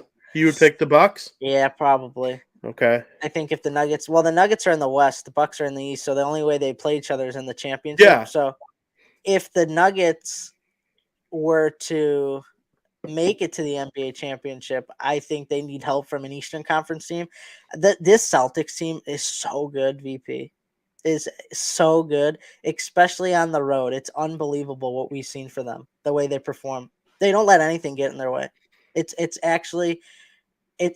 so incredible to watch that they could lose some of their top guys and win, similar to the Bucks. And I think that if they meet each other, which is probably going to happen, they will meet each other in the playoffs because both teams are so good. It's a series worth watching and binging the whole series. Oh my God. I cannot wait to see what happens. Absolutely. So are those is the winner of that series going to win the NBA title, or do you like my Kings, your Kings, to have a chance too? I don't think this is the Kings year as much as it pains me. We're Kings guys. It pains me. But I think that the favorite is either the Bucks or the Celtics. It's an Eastern Conference thing in the NBA as well as the NHL. I think the Eastern Conference is worlds better. I think that's why the Bulls had so much hill to climb, and to climb a mountain it would have just been too hard. But I think the winner of the Bucks and Celtics, one of those two teams are probably going to the conference finals, and not the conference finals, to the NBA championship. However, I think the Sixers fans and Sixers organization would probably have something to say to us about that. But I think that either team beats the Sixers. Okay. What about Major League Baseball? Things are getting pretty hot in Major League Baseball. So I have a problem with something that happened. All right, lay it on me. On it first? Does it have to do with a certain pitcher from the New York Mets? Yeah, and I have my reasons why. But do you want me to touch on that first? Or you want me to go for it. I mean, we're 10% through the season. The White Sox stink. The Cubs are good. Cubs have been on fire. Yeah, they've been on en fuego. And the Mariners have been on. They can't buy a win. They've been irritating. Yeah. And you touched on the A's agreed to buy land for they will be the Vegas A's very soon, which is incredible. Yeah, they will definitely change their color scheme. They will not wear green. I strongly believe they will not wear green in Vegas. That's not Vegas colors. You go to Vegas, there's no green. I mean, there's a little bit, but there's no green. They won't. Their jerseys are going to change drastically, I think. I see what you're saying. I would be shocked. They've been those colors back to freaking Baltimore. I just don't see it. It would be kind of stunning to me. I guess you could make a green jersey with Vegas. It look a little weird. You kind of stick out like a sore thumb. But I mean, look at the Las Vegas Aces. Look at the Vegas Golden Knights. They got the same color schemes. Pittsburgh Penguins, Pittsburgh Steelers. Certain colors are synonymous with those cities. Yeah, the Raiders didn't change though. That's true. But the Raiders are black. And they're black and gray, yeah. And black is like, the color black is synonymous with Las Vegas. Yeah, I agree with you. I think it would look weird. It's just really weird. It would look really weird at first seeing, but like they're the A's, they're the Athletics, like that's their thing. Like I don't know, that's more of an organizational at all. No, I don't. I think they'll be the Las Vegas A's, the Las Vegas Athletics, or the Vegas Athletics. They'll go with one of those. But yeah, and they're one of the oldest teams in the league. When you watch Field of Dreams, one of the players that comes back for the game is wearing it's a Baltimore A's jersey, but the A is green, and it's the cream jersey. So I don't We'll know. see.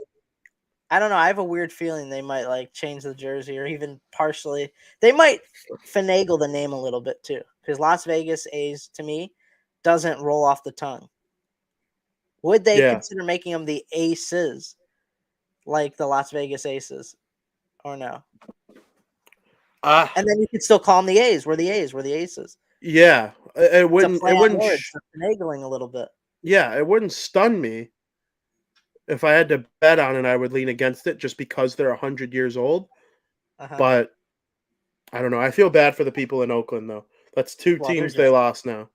Well, they're just so bad. They're stuck with the freaking but that's not why they're leaving. Lots of teams are bad. Yeah, but they're nobody wants to go to the games. I know. The Rays are 16-3, and no one wants to go to their games. And it's not a Tampa Bay thing; it's a stadium thing. Yeah, I know. So because we see what the Amalie Arena. You think hockey's more popular than baseball in Florida? Get out of here if that's your take. But yeah, I don't know. It's going to be interesting though. Vegas goes from 0 of the Big Four to 3 of the Big Four. It's a sports town now. Mm-hmm, absolutely. So here's the thing that bothers me. Scherzer gets ejected for having rosin on his hand. But the thing that bothers me the most is that Jermaine didn't get ejected for using rosin. And he had very similar issue that Max Scherzer had. Jermaine comes off the mound. I watched John Boy's breakdown of it, and he says, oh, you got to go wash this off. I can't have you using rosin from the locker room or the dugout. You have to use it when you're on the mound. And he washes his hands, goes back out to the mound, comes back, and same problem. And they're like, okay, same thing. You got to wash it. You can only use the rosin on the mound or whatever. I'm probably, missing a key. You're paraphrasing. I'm paraphrasing. And then eventually his shit got together, and you could see the rosin bag on the mound was moving. He was using it a lot more, and things were fine.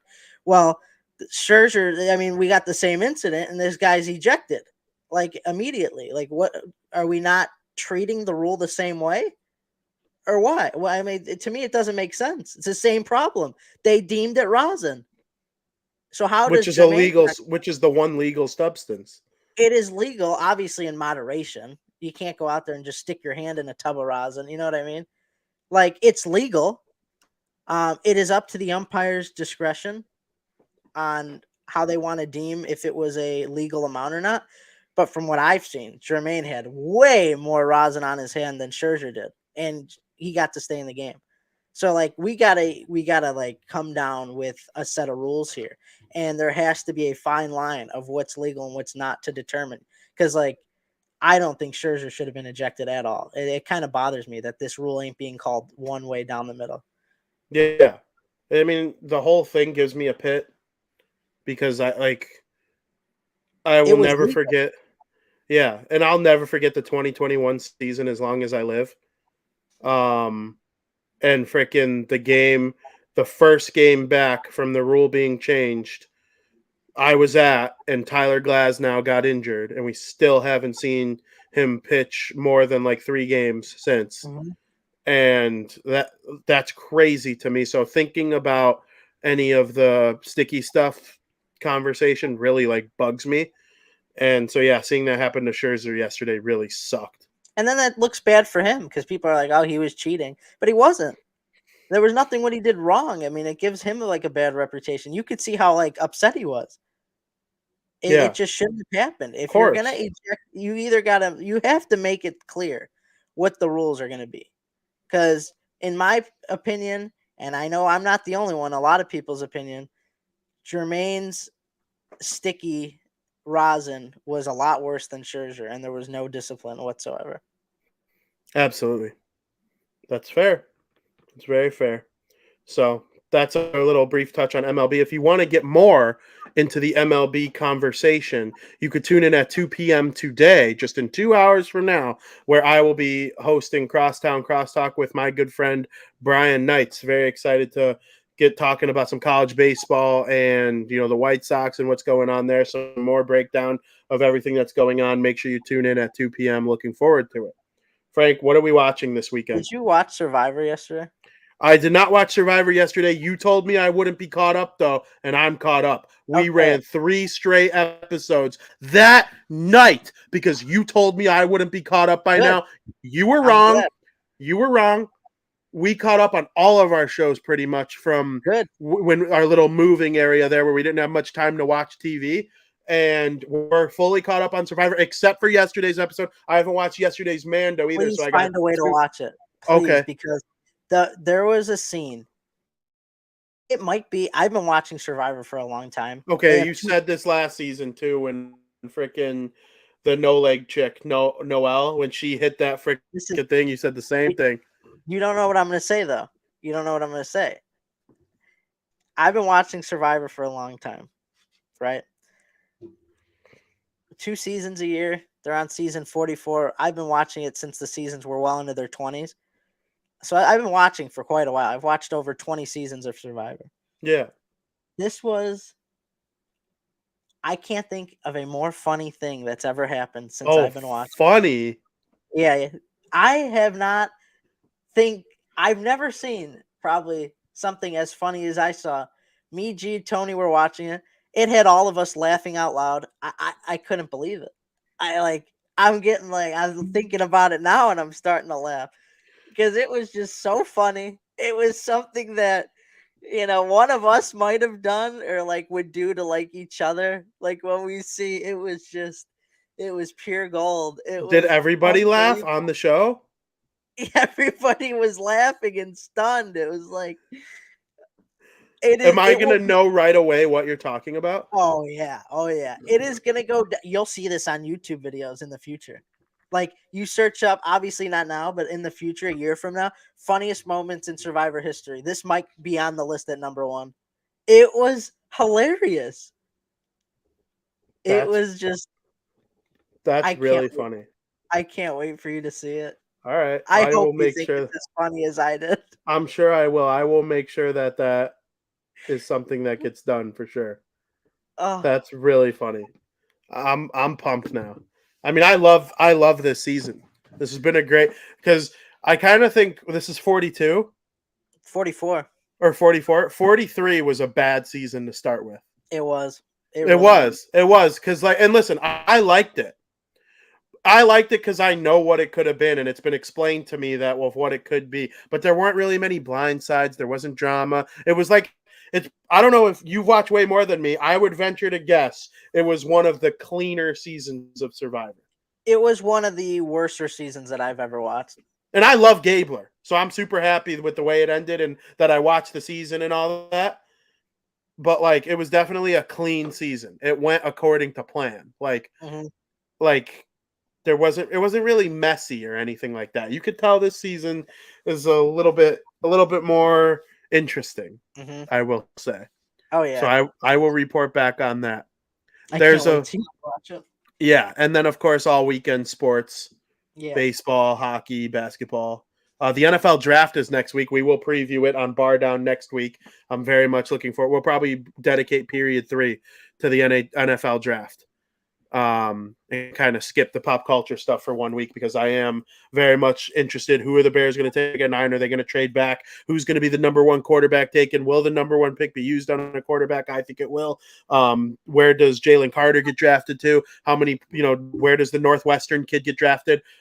We're not the football show on this network, but we're draft eve and we're gonna be on top of it too. So I hope everybody tunes into our show in addition to all the other great football shows on the network. And then Frank, I would say there's a 50% chance we watch Infinity War on Sunday afternoon. Katie's first ever viewing of my all-time favorite movie. Woo!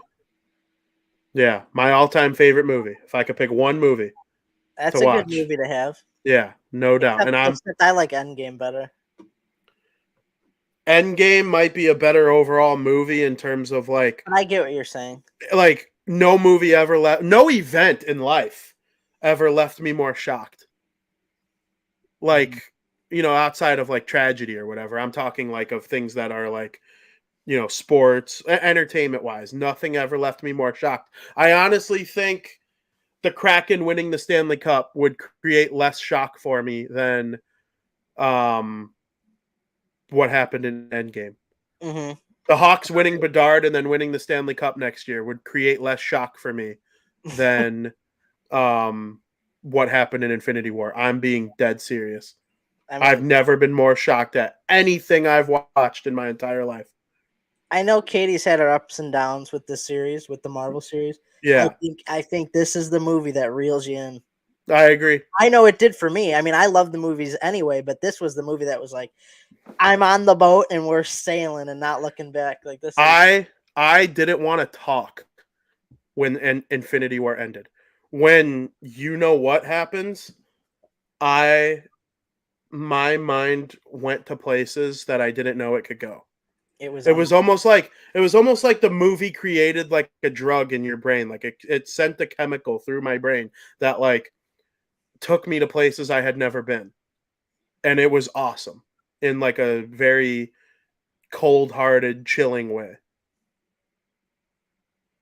Yeah, I mean, you couldn't really have said it better myself. I mean, you're right. It was just unbelievable. Yeah, I hope that becomes a thing. If it's not this weekend, it'll be soon. And we're going to be hanging tomorrow. Damn. Fuck. I don't want to see you. What I do want to see from you is you make me some money. Here comes the money. Here comes the money. And our America's favorite podcast segment of the week, Breaking Bets.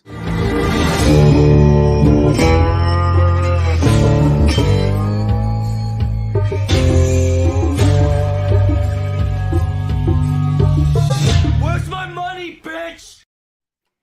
Where's my money, bitch? Frank, you're done with Thrones now. I know you're almost done with Last of Us. I had a good conversation with my pal D at the Chicago White Sox versus Philadelphia Phillies game yesterday. It's time for you to watch Breaking Bad. When you're done with The Last of Us, I will hear no excuses. I will hear no excuses. I got one more show before that, and then it's Breaking Bad. What is it? House of Dragon. Just one season. Wipe it out. You're going to watch House of Dragon? Yeah. I haven't even watched it yet. Yeah. I haven't watched House of... Oh, maybe we'll run it together. Like, not physically together, but like... Yeah. Ooh, you're really about to watch House of Dragon? Yeah, so I have 2 episodes of The Last of Us. So I'm not going to start House of Dragon today because I'll probably finish The Last of Us today. Yeah, and then the weekend. And then the weekend will be tough. We got a busy weekend. I'll see. Yeah, I got a heavily busy weekend too. But the start of next week is probably when I'll dive in maybe into House of Dragon. And then when now officially finish Game of Thrones universe, I got The Last of Us completely behind us. Then it's time to focus on Breaking Bad, and we'll start that. And then after Breaking Bad, it's Better Call Saul. So yeah, I kind of got this mental plan in my head. Very good. I can't wait for you to watch Breaking Bad. But every single night when hockey's over, I'm either doing, because the Devils and Oilers are on off days. Mm-hmm. I have to do each series, and I could throw some House of Dragons on while I do my recaps at like 1 a.m, no doubt. I actually might make that happen. I would like to watch House of Dragons. Oh! Well, you know me, I love the Game of Thrones universe. So I actually am thrilled to do that. I'm surprised you haven't done it already. Well, here's what happened. I watched the first 20 minutes of the first episode of House of Dragons, and I liked it. But I was getting heavy. I was getting heavy-eyed. Oh, so you started? No, but listen. First 20 minutes of the first episode. Mm-hmm. Got heavy-eyed, said, I don't want to miss anything. I turned it off. Mm-hmm. Sunday became Wednesday, and, it became next Sunday quickly, and I hadn't finished the episode. All of a sudden, 3 weeks are gone by. I'm 3 episodes behind after starting the first 20 minutes. I'm like, I'm going to watch the whole season binged. And I made that decision, and I haven't done it yet. But I did start the first 20 minutes, and I liked what I saw to start. So, and if our pal D likes something, it's really good. If he doesn't like something, that doesn't mean it's bad. But if he likes something, that means it's good. Yeah, and Travis here in the chat says it's a letdown from Thrones, not gonna lie. Well, he says it starts off great. Well, I mean, it's hard to live up to what Thrones did, right? Like that's gonna be tough to recreate. And being Yeah. a prequel, I don't think it's not meant to really be better than Game of Thrones. In my head, I'm not going in thinking I'm gonna like it better than Game of Thrones. I No, don't think me there's either. any chance. But I want a good storytelling of what happened in the past, and I think if I get that, it'll live up to my expectations of what I think is going to happen. I don't know Yeah. what you're looking at or like what you think is going to happen, but I don't Well, know. I know what the show is about, and I like the idea of where that might take us in season 2, season So do 3, I. season 4. And like that's very compelling to me. So like I'm not going to necessarily look at it as like how great is season 1, what is it compared to Game of Thrones?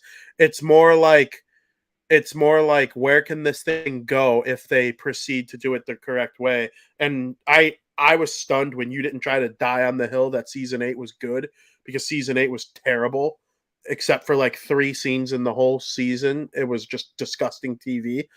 And so maybe we give Game of Thrones recent memory a little too much credit, but I like where the chance of where this could go from here in terms of House of Dragons. But then you So do got Breaking Bad, and you get to learn all about Jesse Pinkman and the guy who yells, "Where's my money, bitch?" And you'll get every Breaking Bad reference for the rest of time. And I that, want you to start The Last of Us. okay. I mean, I would love to start The Last of Us. I didn't play the game. I was never a I mean, PlayStation I'm, owner, I'm but sitting here starting every show. It's time for you to do the same with me, is that right? what you think? Yeah, I'm watching it all, baby. I'm gonna watch, like I You know said, what? and then W- I want to get caught up with everything. Yeah, it is a little like so busy in personal life too, but at the It's same just time, one like of I know 9. I know, and I will hit it. I will hit it. And the first round is intense. It's hard to start a show during Mhm. the first round. But once we die down and we'll eventually become a one sport athlete for 3 months in the summer when it's just baseball Then until it's time to hit it. that'll be when I hit it. But then there's Big There's Brother. Big Brother. I can't wait. We'll have to talk about that when the cast is released. And Yeah, yeah, absolutely. Can't wait for that actually. So, Frank, why don't you make America some money? Here comes the money from we had Frank. a first time ever last week. You went over? No, we had our first ever push. Ooh. Oh, because you I normally make 3 picks. You made 4. no, I made 3 last week. Oh, but one of your bets was a push, so you got a 1 on there now. I So see. so the way it works is because a push acts the same as you get your money back. Like the bet was never made. So that's not factored into the winning percentage because it's like the bet was never made. So it's just off to the side. So the 52% is just taking into consideration 25 out of 48 games and not the 49 games. But I still want to acknowledge the pick so we know how many picks were made. So we're 25, 3-1. The push was in NHL. It was an over under. And I had the under like 6, and there were 6 goals. So we got a push.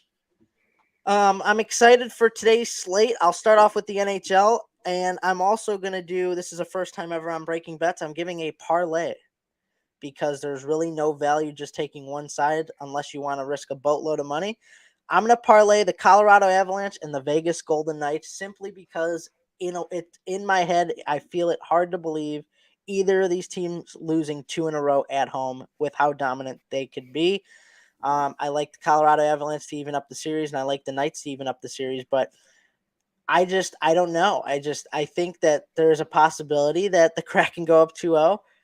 I don't really see the Knights going down 2-0, but I do think that there's a possibility that the Colorado Avalanche could go down 2-0. But they've just been so dominant that I just think there's value in parlaying them, and you parlay them, and your value increases to plus 136, which is a very decent payout. So there's really no research involved in these picks. It's just I just don't see them going down 2-0 in their respective homes. I don't. So that's my pick for that. Second pick in the NBA. This one's a little sketchy because right now in the NBA playoffs, despite one game, which is the Suns and Clippers, every game, it just seems like there's some pretty big favorites. But I want to focus in on the 76ers and the Brooklyn Nets game. 76ers grabbed a 2-0 lead in the series, and now tonight will be game 3. Brooklyn Nets lost a lot of key guys during the regular season. They lost Kyrie, they lost Kevin Durant, and I think the only reason they made the playoffs was because of what those players did during the regular season to elevate the team. But then when they lost those guys, they haven't been the same team. However, I do think they're not going to get swept. I think they're going to steal a game here. Or if they do get swept, they're going to keep one of these games at home close. I think that'll be tonight. I like the Nets plus 5.5 at minus 130.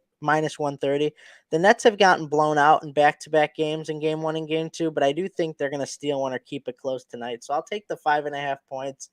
If they lose tonight, the series is over, and I think they might get blown out in game 4. So hopefully the plan is they could keep it close tonight, maybe get the win, but at least cover the 5.5 points, minus 130. I think that's very reasonable here. I think the line would be a little bit higher if, the books thought they were going to get blown out. I mean, you lost by 12 and then more than 20, and now the line is only 4.5. I bumped it up to 5.5. So I know everybody's jumping on the 4.5 because they've seen what's gone on the past couple nights in the blowout. So I'm going to take the 5.5 here, bump it up a point, and still have great value at minus 130. We shall see. The NBA is weird. The NBA is where they're more likely to have sweeps. But if the Bucks couldn't even sweep, I'm gonna see if the Nets could keep this one close. So Nets plus 5.5, minus 130. Off to the final pick, which is in the MLB. I'm tossing and turning on 2 different picks here. I don't know what to do. This is tough, especially with these early shows because you can't get with the game I'm focusing in on. It'll be at 8:40 tonight. So I mean, a lot of news hasn't come out about that game, but it has to do. There's 2 games I'm leaning on. I don't know what to do, VP. What are they? One game focuses on the Mets and Giants, and one game focuses on the Padres and Diamondbacks. I might just give both and say screw it. We'll have 4 picks this week. There's no harm. Breaking Diamondbacks news. Let's hear it. They have designated starting pitcher Madison Bumgarner for assignment. He will no longer be a member of the team going forward. Wow. Interesting, actually. He pitched yesterday, so it won't impact today. He got in a little altercation with Wilson Contreras yesterday. You might remember seeing the clip on Twitter. I'm going to give 4 picks. I'll give 2 baseball picks here because I don't know which way to go. So first pick, Mets at Giants. Kodai Senga is pitching. He has been an absolute stud through his first 3 games. He's been unreal. He's 2-0. He's got a 3.38 ERA. He's had his first game, he had 8 strikeouts. Second game, 6 Ks. Third game, 7 Ks. I think we find some regression here in his game, though. So I'm not going to pick a winner of the Mets or the Giants. I'm going to take his strikeout total under 5.5 at plus 117. Total is very low, and I think the reason behind that is because I think the books are going to kind of agree with me that there should be regression here. I don't think he's going to keep his strikeout game as high as we've seen. They're playing the Giants, who could bat some balls around. It'll be, in my opinion, it's going to be hard to strike them out. We'll see. But I like the under 5.5 Ks at plus 117. And then my other pick that I was kind of going back and forth on is the Padres at the Diamondbacks. The Diamondbacks find themselves at right around plus 120. And I like that. I like the way the Diamondbacks have been playing, and I've hated the way the Padres have been playing. I'm looking at right now that the Diamondbacks have 55% of bets on them, but 80% of the money, which is huge. That means the Sharks, the sharp picks, they're all coming in on the Diamondbacks because the way they've been playing. Nelson's been pitching great this year. Walker's been a little sus. I don't like the way that the Padres bats have been swinging this year. So I'm going to lean Diamondbacks money line at home at plus 120 as well. That was a surprise pick. I was on the fly. I wasn't planning on it, but I saw some stuff, and I'm going to lean Diamondbacks plus 120 at home. I like it, Frank. I really like the pick. It's very interesting. So 4 picks this week. Let's 4 hit picks it. this week. Let's hit it. I think next year what I should do when it comes to breaking bets, because this was a learning progress this year, first time I've ever done it, is I should give out unit picks, like say like you guys should take the Diamondbacks for 3 units, and then keep track of like the total win loss on units, because that's what a lot of like professional sports bettors do, is they give out units and they could say, oh, at the end of the day I was up 4 units. Because sometimes I feel like the record doesn't show as good as like I've been. Like we'd be ahead units right now because I might choose a lot of underdogs, and that's where a lot of my losses come in. But a lot of my wins could be underdogs as well, which is you're getting a lot of money from those picks. So your earnings might not reflect your percent chance. Like if No, like not at all. Like we might be up like say you were betting a unit, 1 unit was $100. We might be up 10 units right now, but our percentage only shows we have 52%, which is not reflecting how like good we're actually doing. Like if I were to take Colorado money line just straight up at minus 120 and they lose, I'm going to take a heavy loss for that. But I might take the Diamondbacks to win at plus 120, and I might take a healthy profit from that. But you're not seeing that. Like most of the wins could be, you know what I'm saying? Yeah. So maybe next year, at the start of next year, I'll start doing that. But because I feel like the percentage isn't a healthy reflection on the productivity. So that's all I got for you. My little rant. Very good. Frankie's trying to make everybody some money. Here comes the money. I hope everybody enjoyed this show. Man, early start. I got to be right back on air in an hour and a half. And then when that show's over, I got to be right back on air in an hour and a half after that to do Devils pregame. It's a busy day. VP's just going to be on the air the whole day. Literally, that's what sports are all about, hi. though. Come say hi. I'll be here. I'm not going anywhere, folks. We will have Brian Knights at 2:00. Frank, come talk baseball. Stop being a loser. Jesus. You like baseball? Yeah. I hope everybody enjoyed today's show. We went over the entire Eastern Conference, the Western Conference, talked some BS in the third period, some shows, some basketball. My Kings are going to win the NBA title, even though Frankie doesn't think so. That'd be sweet. Are you even a Kings fan? Wow, I'm a Kings fan. Let's go Kings. They're going to win. I think they win the series. I hope so. I sure hope so. But yeah, fun show. I thank you for coming on early and making that adjustment for me to be able to check out the Sox game in person yesterday. They stink, but we'll be here to talk about it at 2 p.m. with Brian Knights. Also talk about the pepper trail a little bit that he took with Carl. I'm very excited to speak with him about that. So talk a little Mississippi State baseball. You have great shoes. I appreciate that. Yep, thank you. My shoes stink, but he meant show. So thank you, Travis. Frank, I can't thank you enough. Aldo, thank you. It was great to do it in the morning today. I enjoyed it, and I'm going to go have some lunch before my next show. I hope everybody enjoyed. Make sure you watch plenty of hockey. Make sure you tune into the baseball show. Make sure you watch the Let's Go Devils Game Day Live at 4:45. I think we're starting today. We have Chico Resch coming on the show today. Going to be talking with my guy Chico, longtime Devils/Islanders goalie, and Devils color commentator. He's coming on the show today outside of American Whiskey. Very much looking forward to that. I hope the Devils are able to pick out a big win tonight. We're hopeful, and I can't thank everybody enough for commenting, chatting, watching Facebook, YouTube, Twitter, anywhere you're watching the show. It has been absolutely my pleasure. Frank, I hope you have a good weekend. I'm going to see you 2 out of the 3 weekend days, and as always, thank you for listening.